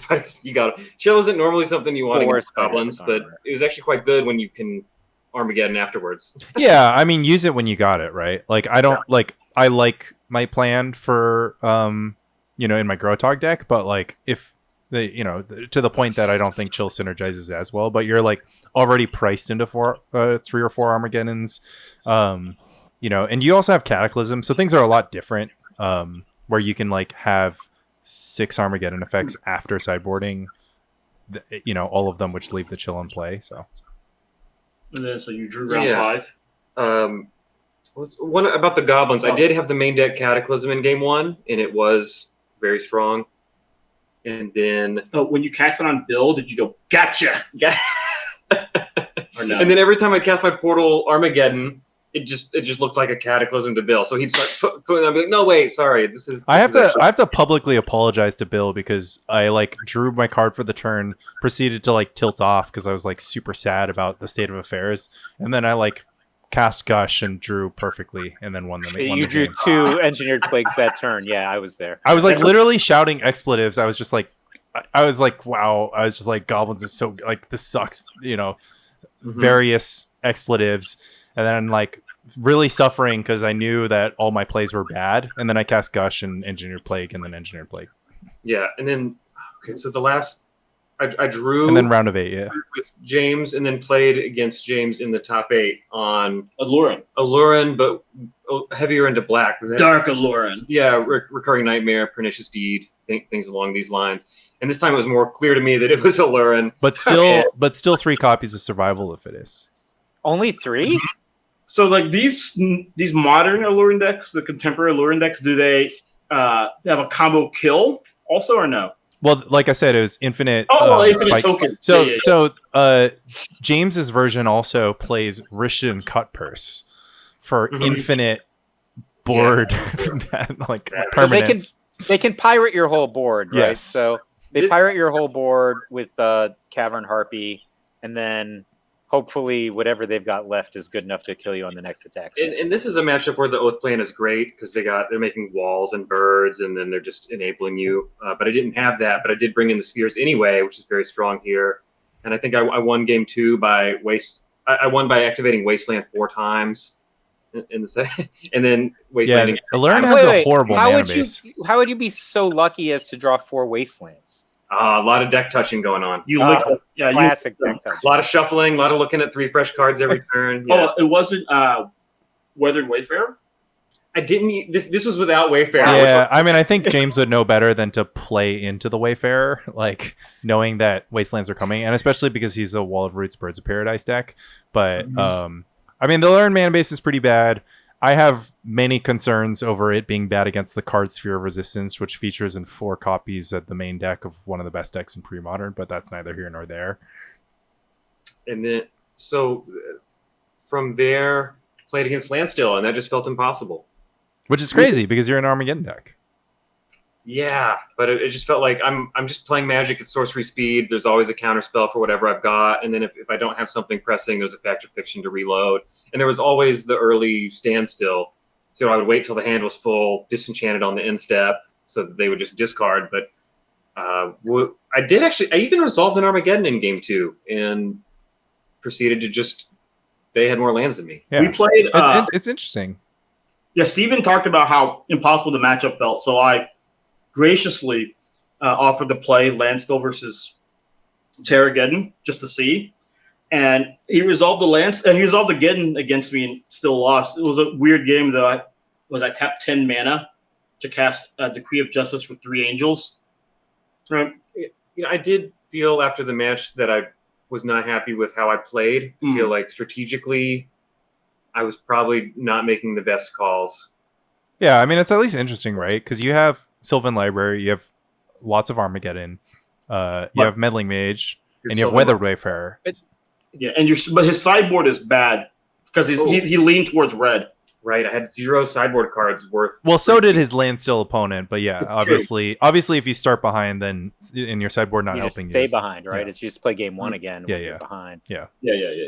Okay, I mean that's interesting. That's like pretty insightful. Do you feel like, I mean, do you agree with Michael J's reverence of the deck and feel that it's a tier 1 contender or a tier 1 incumbent?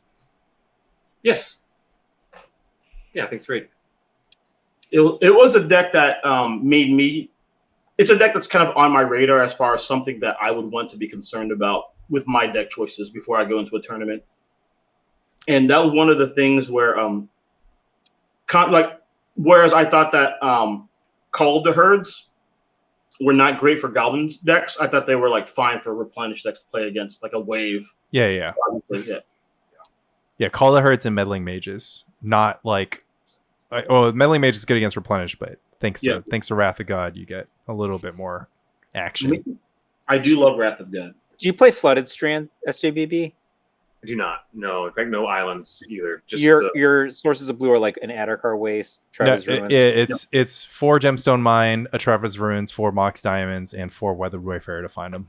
Yep, that's all I went with. That felt okay. I love I played 4 Gemstone Mine in my land tax deck, and I think that Gemstone Mine is also awesome in the Weathered Wayfarer context, and it's like one of the most exciting things about that deck for me, because it's just kind of like having access to 8 sources. You could play Undiscovered Paradise in the Travis Ruin spot. You could play multiple copies, so you could get yourself close to 10 5-color sources plus Weathered Wayfarers, and then from there, the world is your oyster as far as mid-range madness goes. Once you get going with the Weathered Wayfarer, it never stops, right? Your opponent has to do the same thing. They have to stop playing lands until they kill it. Then you can just do the stack tricks with Wasteland, right? You can, but they don't happen forever. So right. If your opponent has 2 lands and you have 2 lands, like you can't Wasteland trick them. They still have to have 1 more land than you at any point in time for you to activate the Weathered Wayfarer. Mm-hmm.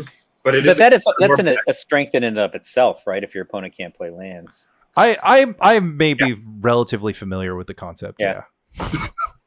Well, thanks for letting me join you all. I'm gonna good luck at Legacy. What are you gonna play in Legacy? Just a Terravore? All right, burn them. I'm playing Cradle Control. More green decks. Love to see it. Have fun. Thanks, David. What do you think, Lan? Tier 1 though? Like, come on, tier 1. The playoffs. Yeah. Personally, right? I just as far as tier 1, I just feel that the tier 1 decks are just whatever I'm playing at the moment. Sure. So everything, but I do think this deck is strong. Here's what I don't like about the deck. I think that even Jeff's version played 30 mana sources, right? And then the rest of the deck it doesn't have anything that really goes over the top. You do have to do things in sequence. Yeah. Terrageddon is its over the top play. Right. Right. It's a sequence like Lance said. Yeah. Right. Jeff, in the Swiss, it was kind of he just kept playing nothing, and then he just geddoned, and then I just lost, right? But then in the top 8, I had a slightly different game plan. But it was still I think the deck is quite good. I think Meddling Mage adds another dimension to the deck. I think there's still room for the deck lists to evolve, and this is something that I kind of wanted to do. And I think we've talked about this before, Mike. When I talked about wanting to build a white-green Geddon deck, kind of in the mold of the old Austinites Nationals deck from '97. Yeah. And I think this is kind of leaning in that direction. I think Terravore is really strong. I think Meddling Mage is really strong. Well, especially with all the Sylvan libraries, which is one of the hallmarks of the Austinite deck. Yeah, and one of the things that I said, right, and suggested to Steven was that we could play, instead of Anurid Brushhopper, play a Singleton Abundance. Right, it solves a lot of problems. Plus the fact that Steven was playing 4 Cycle Lands, Cycle Lands plus Abundance is pretty good. And then from there, you could even play like Words of Worship Reserves Weirding, even, right? Right. Which I think adds another dimensionality. So I do think that the deck has room to grow. I am kind of slightly concerned about the lack of card drawing and the lack of like hand manipulation. But I do think Sylvan Libraries plus these other cards can. But if you're going to take the pivot, just for sake of argument, you got to get rid of a bunch of creatures, right? You got to get rid of, call it 8 creatures. So What? To pivot with if you're going to play the Oath pivot, then you could like take all that space and use that for things like Words of Worship, additional card drawing. But your sideboard becomes really weird at that point, right? You'd have to come up with a full transformational plan, right? And if you're doing that, you probably want like Wraths of God in your sideboard. And you also, I guess, now you just have no plan for decks that are slower than you, right? Like these are all for decks that are faster than you. Yeah, and I think that if you were like, I think Steven slightly over-indexed for red just because of the nature of the market. Tournament. Right, exactly. But I think that playing stuff like Abeyance in the sideboard is probably good. I think Abeyance is probably slightly better in this deck than Orm's Chant. I agree. Yeah, only because like if you Abeyance and then Geddon and then they just like respond in Decree of Justice for like a bunch of tokens, you're like, well, didn't love that. So that is actually an interesting angle. Can they just cycle Decree of Justice in response to your Abeyance, and then you just like don't Armageddon, but then you still have to deal with the Decree? Yeah, I mean, like it depends, right? So, but it just like limits what they can and can't do, right? You can cast Abeyance. Yeah. So it honestly, if we're like being realistic, what's going to happen is you're going to cast Abeyance. They're going to be like, sure, and then you're going to cast Armageddon, and then they're going to be like, I cycle Decree, and then you're going to explain to them that cycling is an activated ability, because it contains a colon. Yeah. And then they're just going to be like, what? And then you're going to be like, yeah, like at least you can tap your land for mana. Yeah, because when this card came out, you couldn't. Yeah. Yes, indeed. Yeah, I mean, I think it's interesting to ponder. I've been kind of like, I still feel like you could just do what you were saying, Lan, like, and then just be a Terravore Oath deck that sideboards Meddling Mage. And like, I don't think, like, Weathered Wayfarer is very conflicting to me because one, it triggers all your opponent's oaths and it dies to obviously everything. But it is super good. It's like a Goblin Lackey against combo decks, right? I watched this Terrageddon deck beat Replenish in back-to-back finals of Magic Online Challenge events, which are 30 plus people Swiss events. And the one that I watched was basically on the back of like mulligan until I have Weathered Wayfarer, and the just Weathered Wayfarer Wasteland Lock is the plan. But that just means that the Replenish player mulligans to Source of Plowshare. So I think that was an exploitive angle rather than a like equilibrium strategic point. Yeah. Where it's just kind of like, okay, I think Replenish should still be able to defeat this deck. And then again, I think it really does feel like this deck gets a lot of wins on the back of Weathered Wayfarer due to like opponents not really understanding the implications of the card, or just playing decks like Alurin, which I don't think should be huge metagame players anyways, which, you know, could be bad against that card, et cetera, et cetera. It was like a pretty small sample size, right? Like 5 rounds plus 2 rounds of top 8. Well, several other pilots are like top cutting with this deck. That's why it's I do think the deck is strong, but I like you, I had questions about like Weathered Wayfarer strikes me as a card that's like could be not very good. And I asked Steven how it was, and he was like, "Oh, the card was awesome. It was tremendous throughout the entire tournament." And I guess like in addition to like the Wasteland Lock type stuff, being able to combine it for additional shuffles with like Sylvan Library, I think. Yeah, if you're a deck toucher, yeah. Which, you know, I mean, who doesn't like touching their deck every now and then, right? Yeah. I mean, but like multiple times per turn, like that's. Yeah, I mean, we get that like you're a burn player, so you only touch decks when you're like Wooded Foothills or no. Yeah, right. So concept is like kind of foreign to you, but it is pretty pleasurable, right? It's nice to do that. Okay. I think that maybe I think that this is a deck that beats a lot of bad decks, and maybe like a couple good decks, but like one of the things that I just really don't like about it is like, especially the card Weather Wayfarer, is that like a lot of decks don't really need to play a game where they have a bunch of lands in play, and they give you time to work their Weather Wayfarer. So then it becomes like, oh, it's just so much better when you have Mox Diamond, and it's just kind of like, well, you know, like this is true of decks that you play. Yeah.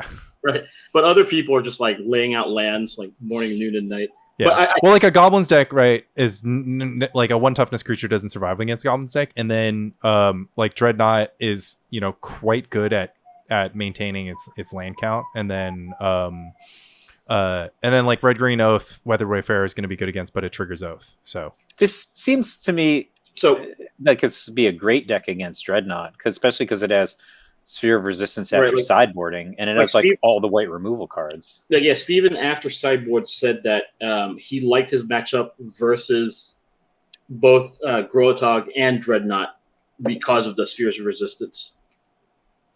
Like it's hard to argue. Like if a Sphere of Resistance lands against either of those decks, it's really tough. Yeah, I'm inclined to agree. I mean, I don't know what their percentage win rate when drawn necessarily would be, because, you know, you still have to get it through all the counter magic and, you know, conceivably the removal that they're going to have. Grotog has like traditionally, like I haven't played Grotog against modern Terrageddon, but the previous Terrageddon deck was very easy for Grotog, and I actually don't know why. Because Geddon is bad. Well, but this deck still has Geddon, right? Like, yeah. But Swords to Plowshares is good.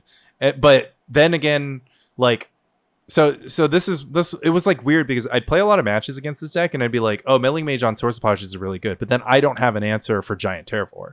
And like a 6/6 Terravor, I don't have a great answer for 2. And then also that deck used to have Core Haven, which is also quite good against Grotog. So I'd have to like navigate to ice their Core Haven and then win.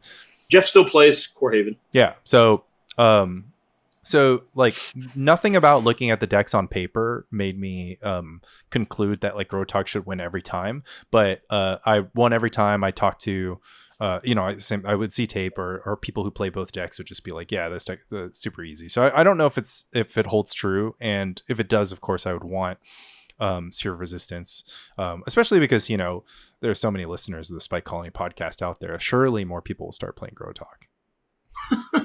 Nobody has yet. I know they really haven't. They really just haven't. Just Nacho and Spanish Nationals. For what it's worth, I bought 4 more Meddling Mages, right, and some more Calls of the Herd, just so I could have Grotog put together in addition to everything else. Although I had to proxy the Mox Diamonds. Right? Yeah, did you buy real Meddling Mages? I just bought these jobbies for my Grotog deck. No, I have 12 real Meddling Mages and 4 more en route. Yeah. Including a really beat up one I bought on eBay that was autographed by Pakula. Couldn't you just get a yes, that's Pakula autograph probably pretty easily? That's the joke. Hey, yeah, but it was the cheapest one on eBay. Can ask him damaged. Yeah, damaged Meddling Mage. But also, like, have you seen Pakula's like signature? It's like heinous. I only knew that it was his because, like, you know, I've seen it for so long. Yeah, but it looks like literally the letters UIL. Right. It is heinous looking. Nice. I mean, yeah. I still want him to sign I've got 8 Paculas and 4 Alarin Meddling Mages. I bought these ones, which are, I don't know what the hell set this is from. Because you were making fun of me for having Alaris, so I'm like, maybe he won't make fun of me for these ones. Those are also bad, but yeah. Picula, I mean, he's on the card. You gotta pay some respects to the. I own a set of real ones. I'm just saying. I texted you guys. Look at the signature, right? If you guys get at a moment, it is. I mean, yeah, it does not look like a signature. It looks like an accident. It looks like a printing error. Truly, yeah. So, anyway, that's why it really does look like UILI or whatever. And it would be my honor to have that scrawled across all the copies of Meddling Mage that I own. So I want to talk a little bit about Replenish land. What made you switch from Oath Replenish to Replenish? Well, for this tournament, I thought that Oath Replenish was just like not good against burn, right? I think that you could probably make it such that it's not a it's not an auto lose. Obviously, I think that Price of Progress is quite good, but I expected more burn than normal given like the constraints of the tournament, and so I wanted to play something that had a better game against burn, and also I just didn't want to play Oath Replenish anymore. I just kind of want to sit on that maybe till LobsterCon. Okay, so we're just gonna chill and just like keep it under wraps then. Yeah. No one's ever heard of the deck. They haven't seen Yeah. your 1K win or But the fact that Lanny's playing it in PSS. It keeps on getting banned in PSS, so nobody's seeing it. Yeah, No one's seeing it. Fair enough. Yeah, no one knows how it works. I also not even us. Apparently, one thing we don't know that you can remove opposing Sylvan libraries once we have. Oh yeah, we did. Right, I did it. Right, I just didn't know it immediately. It was like a delayed blast fireball. Yeah. But which is a 7th level spell in 2nd edition rules. Yeah. But weirdly 7th level. Anyway, I does more dice of damage, right? Because the 3rd level version tops up on 10d6. So one thing I did want to do, and I mentioned this to Steven and Mike, was for the Premodern and Chill tournament, I wanted to play a deck that was good against Plow, right? And I think originally I was like, I'm just going to play this like white-blue weenie deck. But it turns out that deck is just like super weak, and I think good versus almost nothing. Right?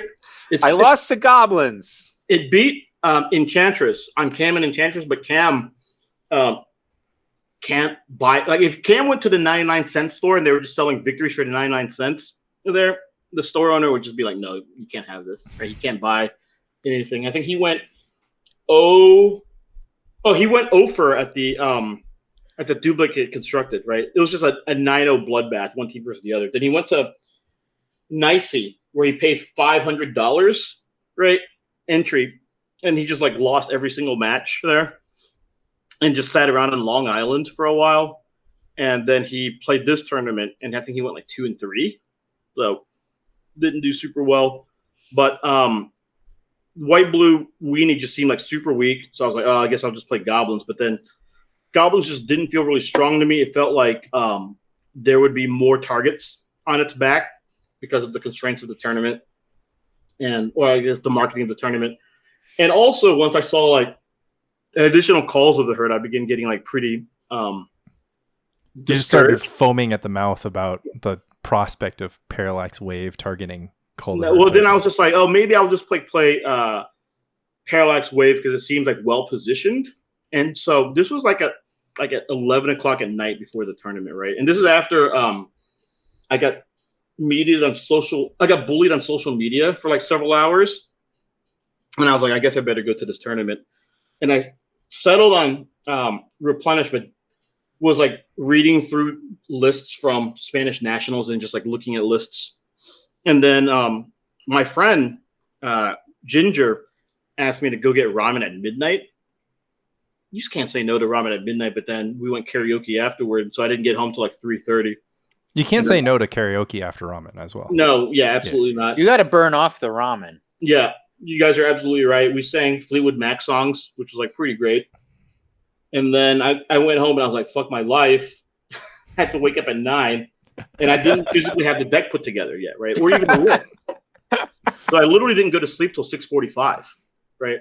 Because I knew that like if I didn't know how much time I would need to do all of that. So I did all of it. I submitted, and at the end in the morning, I was like, there's probably going to be a little less red than I thought. So I took out one chill from the sideboard, and I added the one deep analysis. Let's go. Yeah. So I ended up round 1 against Mike, which felt like a bye, right? Not because of Mike, but because like the matchup just felt like super easy. Yeah, I felt helpless. I literally had a great draw, and there was just nothing I could do to stop you from comboing. And then like the Exalted Angels in game 2 were awesome. Round 2, I played against Andy, eventual champion, quote unquote. I guess champion. And I didn't know what he was on, so I kept a controlling hand. Yeah, if you don't want him to be the champion next time, Lan, you're just gonna have to play out the finals. Don't know what to tell you.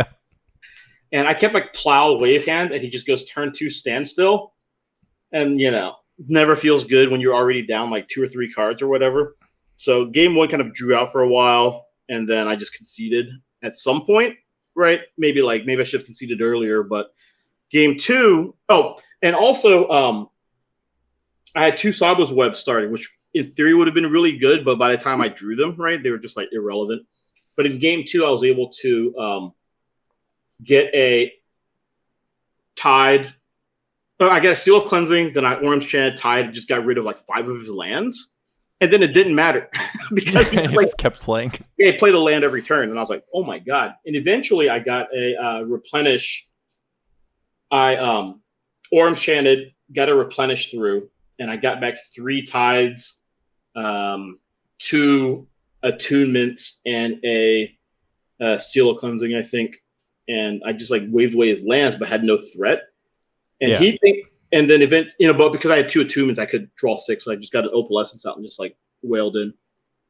And then round 3, I played against Jeff Ferris, who was on a very similar deck to what Steven played, Bant Terrageddon, and he just like Geddoned meaningfully games 1 and 2, and I just lost there. So I was 1-1-1 and not loving my prospects. But then I played against Peter Knudsen on Goblins, and I beat him. And then I played against Mike on Stasis, and I beat him. And then I played against Jeff again in the top 8, and then you in the semifinals.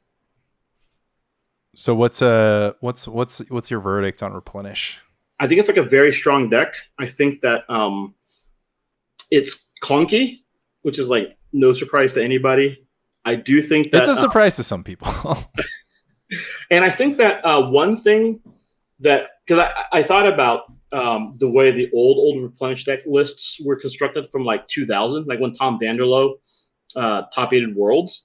It was like a much more controlling deck. I think he had like Wrath of Gods and Counterspells main. And like Sky Diamond, right? Yeah, I actually think I would love to play 1 Sky Diamond, 1 Marble Diamond in this deck, but I just don't think that it makes sense. But I'm going to look into it. It certainly makes you better versus like Geddon. It does accelerate you a little bit. It doesn't cost you a card. But I'm not sure if it's good. How many mana sources would you have, right? Like, would you have 26 or 27? Would you play 27? Yeah, 27 mana sources. Like, Yeah, you could play. Yeah, this is all like kind of just like theory. It's like an idea. Yeah. So, but because the deck that has been sort of up and coming. It's been worked on by Danny DeRoy, Andy Culpepper, and lately Fran has been a Replenish deck that doesn't play any soul lands and is sort of all about the control angle. 4 counterspells, 4 Swords of Plowshare's main deck. Yeah, and it just like has like Factor Fiction, and it's just like, oh, we're just gonna get there eventually. Like, we're just gonna be a blue-white control deck that has 3 copies of all the Replenish enchantments and 3 copies of Replenish, and But I think it has the full 4 Replenish. It's got 3. I love the list. I love Factor Fiction, but the problem with, I guess, like the problem with that version of the deck, or that deck as constructed, is that it feels to me that Replenish is like a tap out deck, right? Yeah. So like it seems really at odds as being a tap out deck, but also being a counterspell deck, right? Like Replenish. So a lot of times people try to play Replenish as if it's just a combo deck, but I think that it's a control deck with combo elements, kind of similar to like my Replenish Oath deck. But this one, I mean, you notice when I played against you, I tried to, obviously just not combo. And by not comboing off, you expose yourself less to cards like, Tormod's Crypt, for example. Yeah. Right? And also, given my idea that post-sideboard games tend to like have an increase in hate and an increase in value, you want to slow the game down anyway. And I tend to side out a lot of like the card disadvantage cards that fill up the graveyard. I side out some number of attunements, some number of frantic searches, maybe like 1 intuition, right? Yeah, I've done the same. Yeah, because you're adding like cards that like can do stuff. But in a way, also because your opponent is almost certainly adding enchantment removal, they're putting your enchantment to the graveyard for you, right? And then your Replenish therefore acts as a trump card. So the thing that I found to be compelling about the kind of control replenish deck is you can play like a Drago deck until you switch gears and become a tap out control deck. But like the prospect of just casting Factor Fiction and having replenish be in one of the piles seems insane, right? Like they kind of like imagine there's like parallax cards in replenish. They can't split them. Yeah, I mean like, it's just crazy to me. Yeah, but that potentially is an argument to just playing Factor Fiction in normal replenish too. Right? I when I top 8 did LobsterCon, I played Factor Fiction in my deck. Yeah, I mean, but it is kind of like this thing where, I mean, let's be honest, right? I think the replenish mana is like pretty heinous, but part of that is because of the soul lands, and I'm sure that's like figured into your own reasoning as to why you played Mox Diamonds in your configuration, right? Yeah. So and you replenish. Fran cut a coastal tower because I guess like the version that he was working from at Coastal Tower, he cut it for Dust Bowl, and Dust Bowl was bad every single time he drew. Yeah, it was I just need colored mana. And yeah. The steps were not colored. I mean, in fact, the hunger, the thirst for colored mana is so bad that I'm playing 4 Sky Shroud expanses, right? Yeah, that's been in the deck. But no sane person, right? Like if you went to, Bellevue, right, and you asked how many people would play how many Sky Shroud expanses, right? Anyone who said 1 or more, that's why they're there. Yeah. Right? Yeah, no, I mean, that's like people were up in arms as Replenish was getting developed because they were just like, we're just going to play City of Brass instead of Sky Cloud Expanse. And it was just kind of like honestly, you probably need Sky Cloud Expanse and City of Brass to a certain extent. And that's how bad it is. But yeah, City of Brass is just like also horrible because it's such a painful mana base with 4 Ancient Tomb. And their Dark Wastes are always tapping for a color. Like the Dark Wastes are already City of Brass. And Flooded Strand isn't doing you any favors. Like it's... Well, yeah, I encountered all of this firsthand. An Ancient Tomb obviously just there. Like, hey guys, don't forget about me. Yeah. So, that definitely motivated the Mox Diamond. And the Mox Diamond solves 2 problems, right? It solves the color mana problem, and it solves the, like, my deck contains 16 4-drops problem. It's like, so I really, I liked the Mox Diamonds in the deck, but then you kind of ran into the problem with deck space. So I agree with your observation about trying to mash together a blue-white control deck with a Replenish deck, because just like blue-white control decks don't play, in this case, 12 cards that can only be cast at sorcery speed and have somewhat intervening ifs. Like, Parallax Tide is good if you have Seal of Cleansing. Parallax Wave is good if you have Opalescence. Replenish is good if you had already cast Factor Fictions or Intuitions or gotten stuff disenchanted.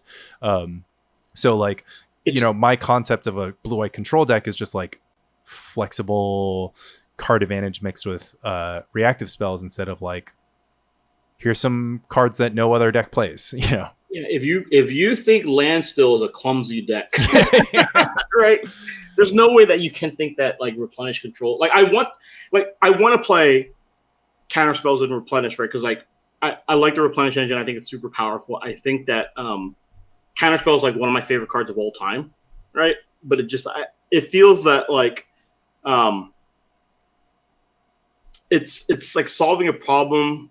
It's solving a problem that like doesn't really exist. Yeah, I mean, I think it's kind of an adaptive, like, one of the things that it's interesting because you said kind of 2 things that I thought would make you more amenable to control styled Replenish. One was just that you think that people play Replenish too much as a combo deck, and I generally think that people. I mean, it's kind of annoying because this doesn't have any practical applications, because like it's a semantic argument, because like a lot of people just be like, oh well, Replenish is like a control combo deck or a mid-range combo deck, or it has mid-range elements or whatever, and I'm just sort of emphatically, I'm like, it's just a combo deck. You can't win without Opalescence on the battlefield, and like you have so many of these cards that only work in combination with other cards, and so like sure, you navigate and you kind of manage your resources in a way that like triggers the response in your brain of like, oh, I'm interacting with my opponent, but like the end point is still sort of this total domination like combination setup. So when I see how this this control replenish deck, like the direction that it's taken. If Fran's list has basically cut one of each replenish card. Yep. It has 26 lands, and then has accumulated knowledge, counterspell, factor fiction, impulse, intuition, mana leak, and source of plowshare. So it also cut all the looting. So it trimmed one across the board on all the 4s, and then it cut all the looting for card advantage and interaction. Like, I see that as just like adapting things that are good about replenish and like applying sort of play style to it. Do you think Mistress Factory makes any sense in that deck? I mean, because I feel among other things he can't play Sabo's Web anymore. Yeah, I don't. The Mistress Factories were a real surprise to me, right? And like, sometimes you get. I watched the first match of this actually, and he just like beat that guy who was just Mistress Factory draw, and I was just like, well, it feels like you're learning the wrong lesson here, right? Like, these are good at this moment, but I don't think they're good in the deck. And also, I don't necessarily like the accumulated knowledges over the impulses that he swapped them out for. I think they were originally impulse in the original list, right? Yeah, that's correct.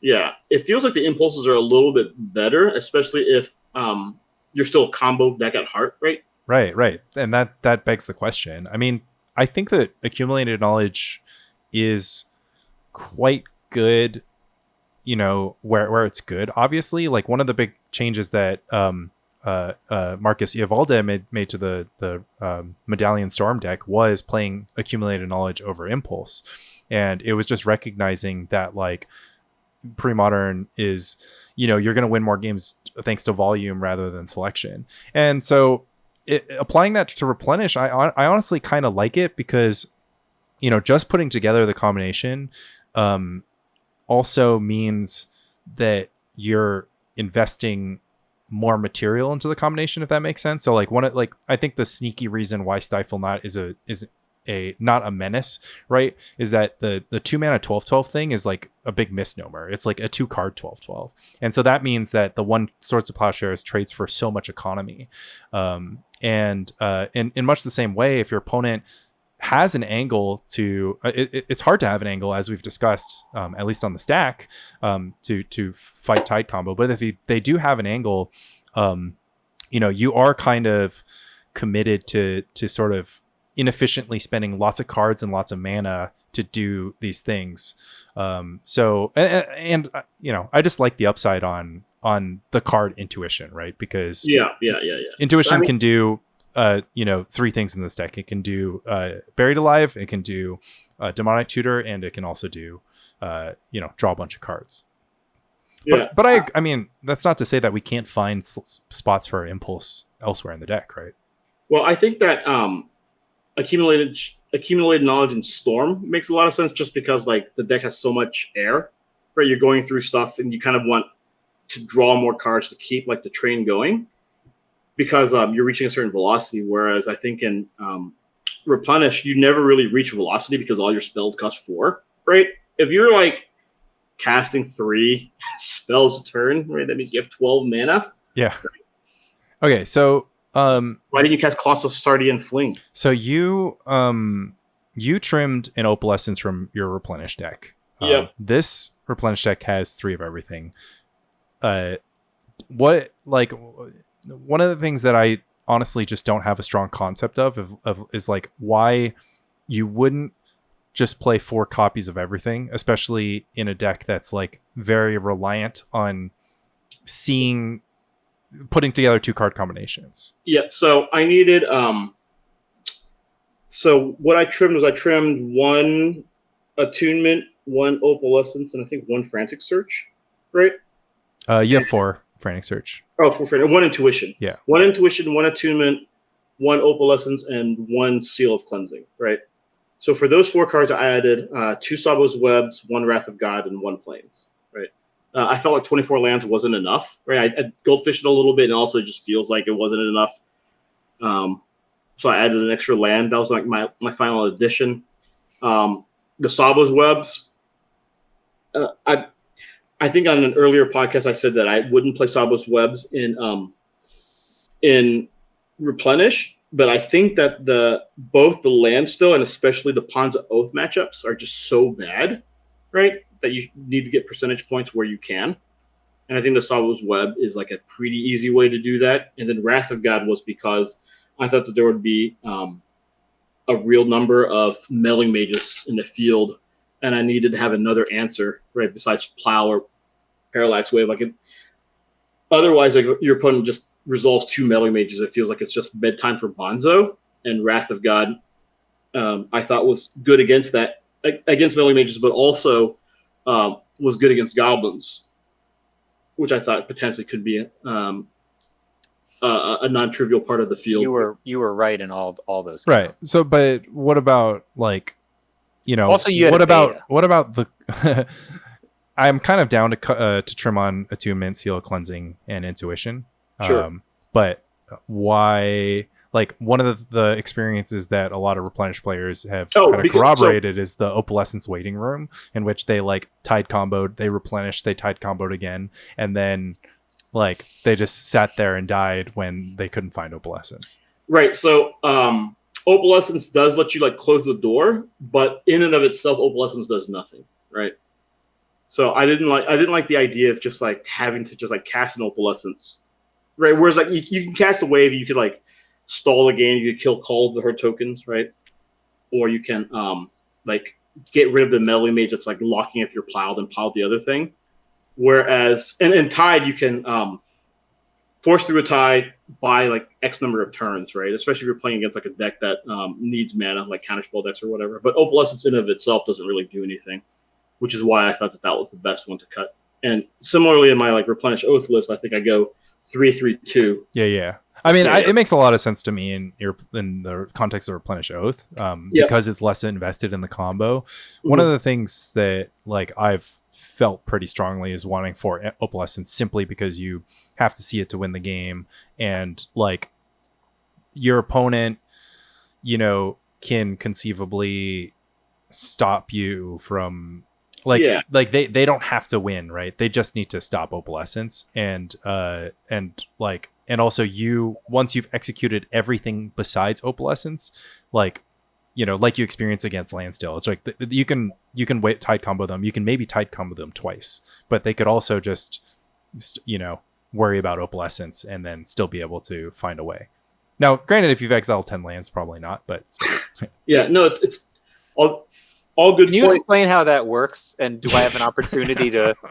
I mean, I must have an opportunity to break that up, right? You have an opportunity to call a judge and then to browbeat a guest on this podcast until they agree with you. Oh, sweet. Yeah. Nice. A guest and a patron of this podcast, in fact. Okay. I mean, it's going to be fun to watch the Replenish space. I kind of I agree with you. I think it's very clunky. I think you get draws that don't line up very well. I think you get unbelievable draws where you have like turn 2 Intuition, turn 3 Frantic Search Replenish, obviously. It's like the complete nuts. And it's like even turn 2 Intuition, turn 3 Replenish is great. And then even like, turn 2 Attunement, turn 3 Replenish is like pretty good. So it's got like a bunch of nut draws. It kind of has a lot of angles of attack that combo, like, people aren't used to from combo decks. I still stand by playing Exalted Angel on the sideboard as just I think it's great. Just more action. Yeah, it beat the crap out of me. For what it's worth, I don't think I ever nutted this entire tournament. I always played like a more methodical value game. Well, against me, I was going to kill you, and it was turn 4.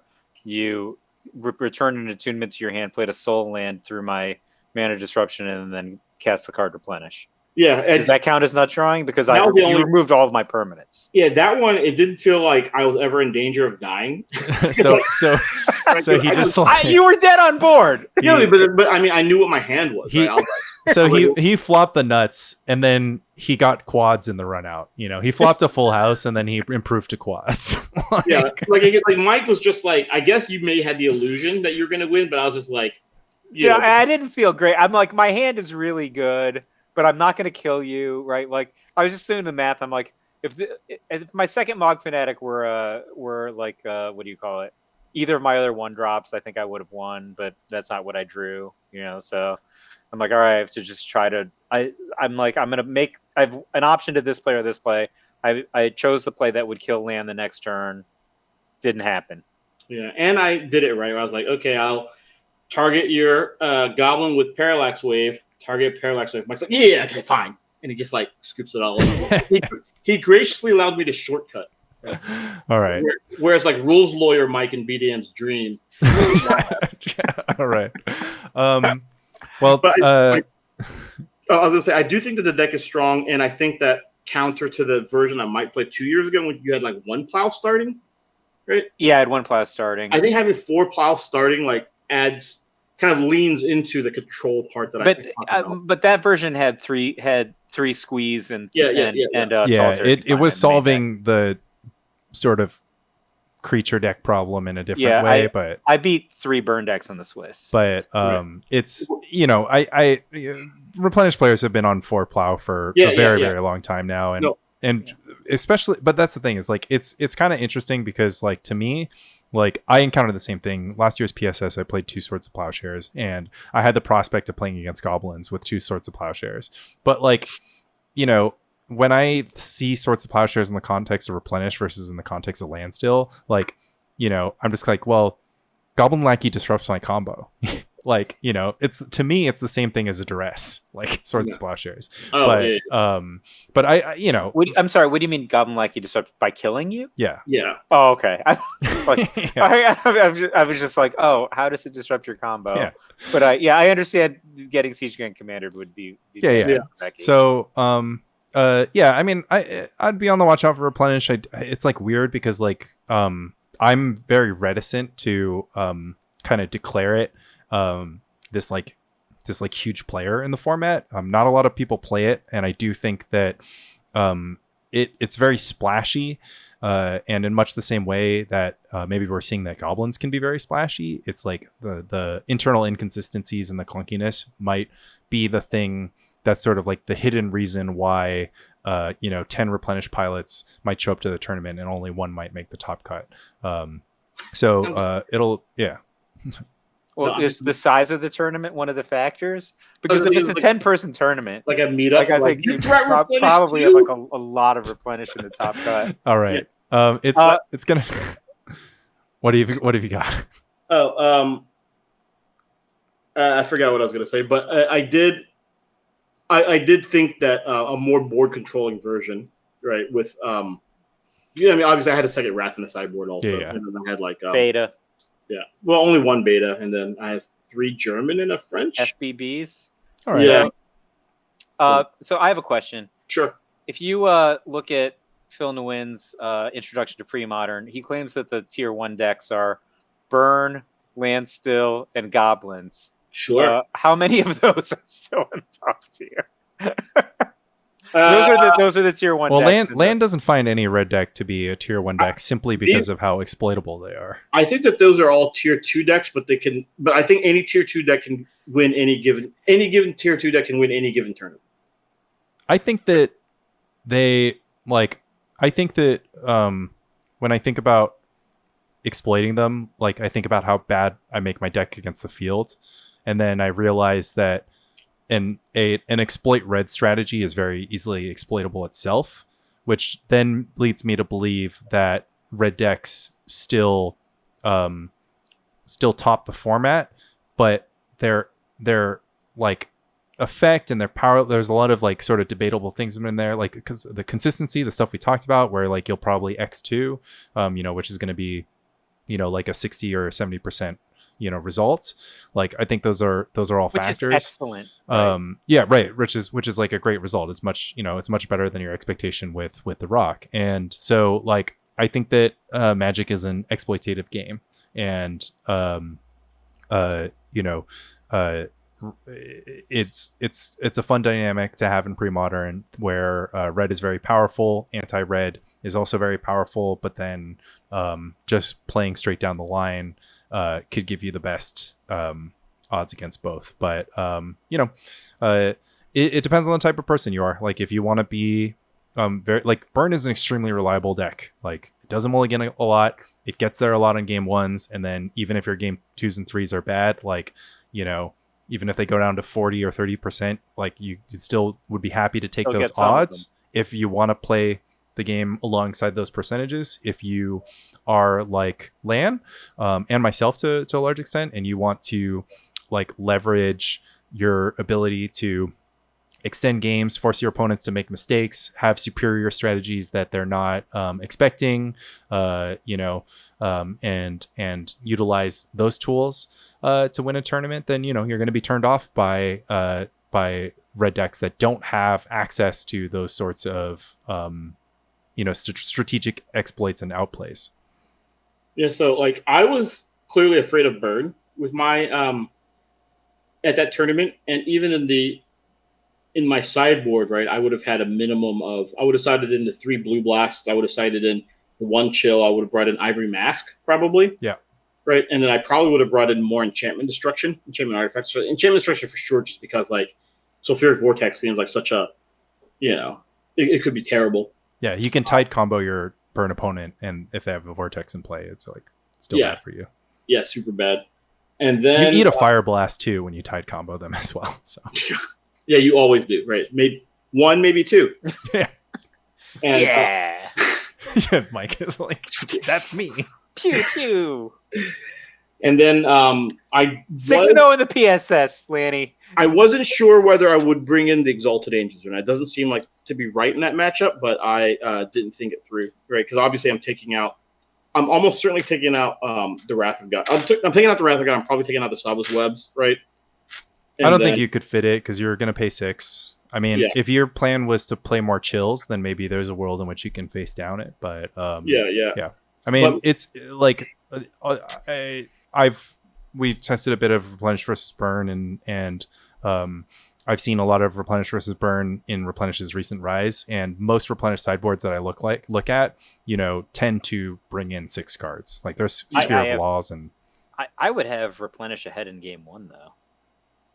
Yeah. I mean, maybe it's who wins the coin flip. I don't think it's like 70-30 or anything, yeah. but I think Replenish. I think Burn on the play is going to be quite scary. Because Replenish's best draws are Ancient Tomb draws, and so the window on whether or not you can Frantic Search Ancient Tomb gets closed substantially against a Burn player on the play. It still works for the Replenish player on the play though, but Burn player on the play in Gear 1 is actually hella bad for Replenish. Yeah, but like Steven's, I think Sphere of Resistances are just like so insane against Burn. Yeah. No. And maybe like more decks should be playing Spheres of Resistance in the sideboard. But I guess like the decks that can play Spheres of Resistance, that Spheres of Resistance is good out of the decks that I want to be playing anyway. Right, exactly. Decks that don't have actually any velocity, as you mentioned. Replenish is actually, its cards are already structured such that Sphere of Resistance actually doesn't damage it very badly. Yeah, that's why we've been seeing it as combined with running Sabo's Web, we've been seeing it as a response to Red Green Oath. But I have to go get dinner. So sorry, we didn't realize. No, that's all good. Land's going to the movies. What movie are you seeing?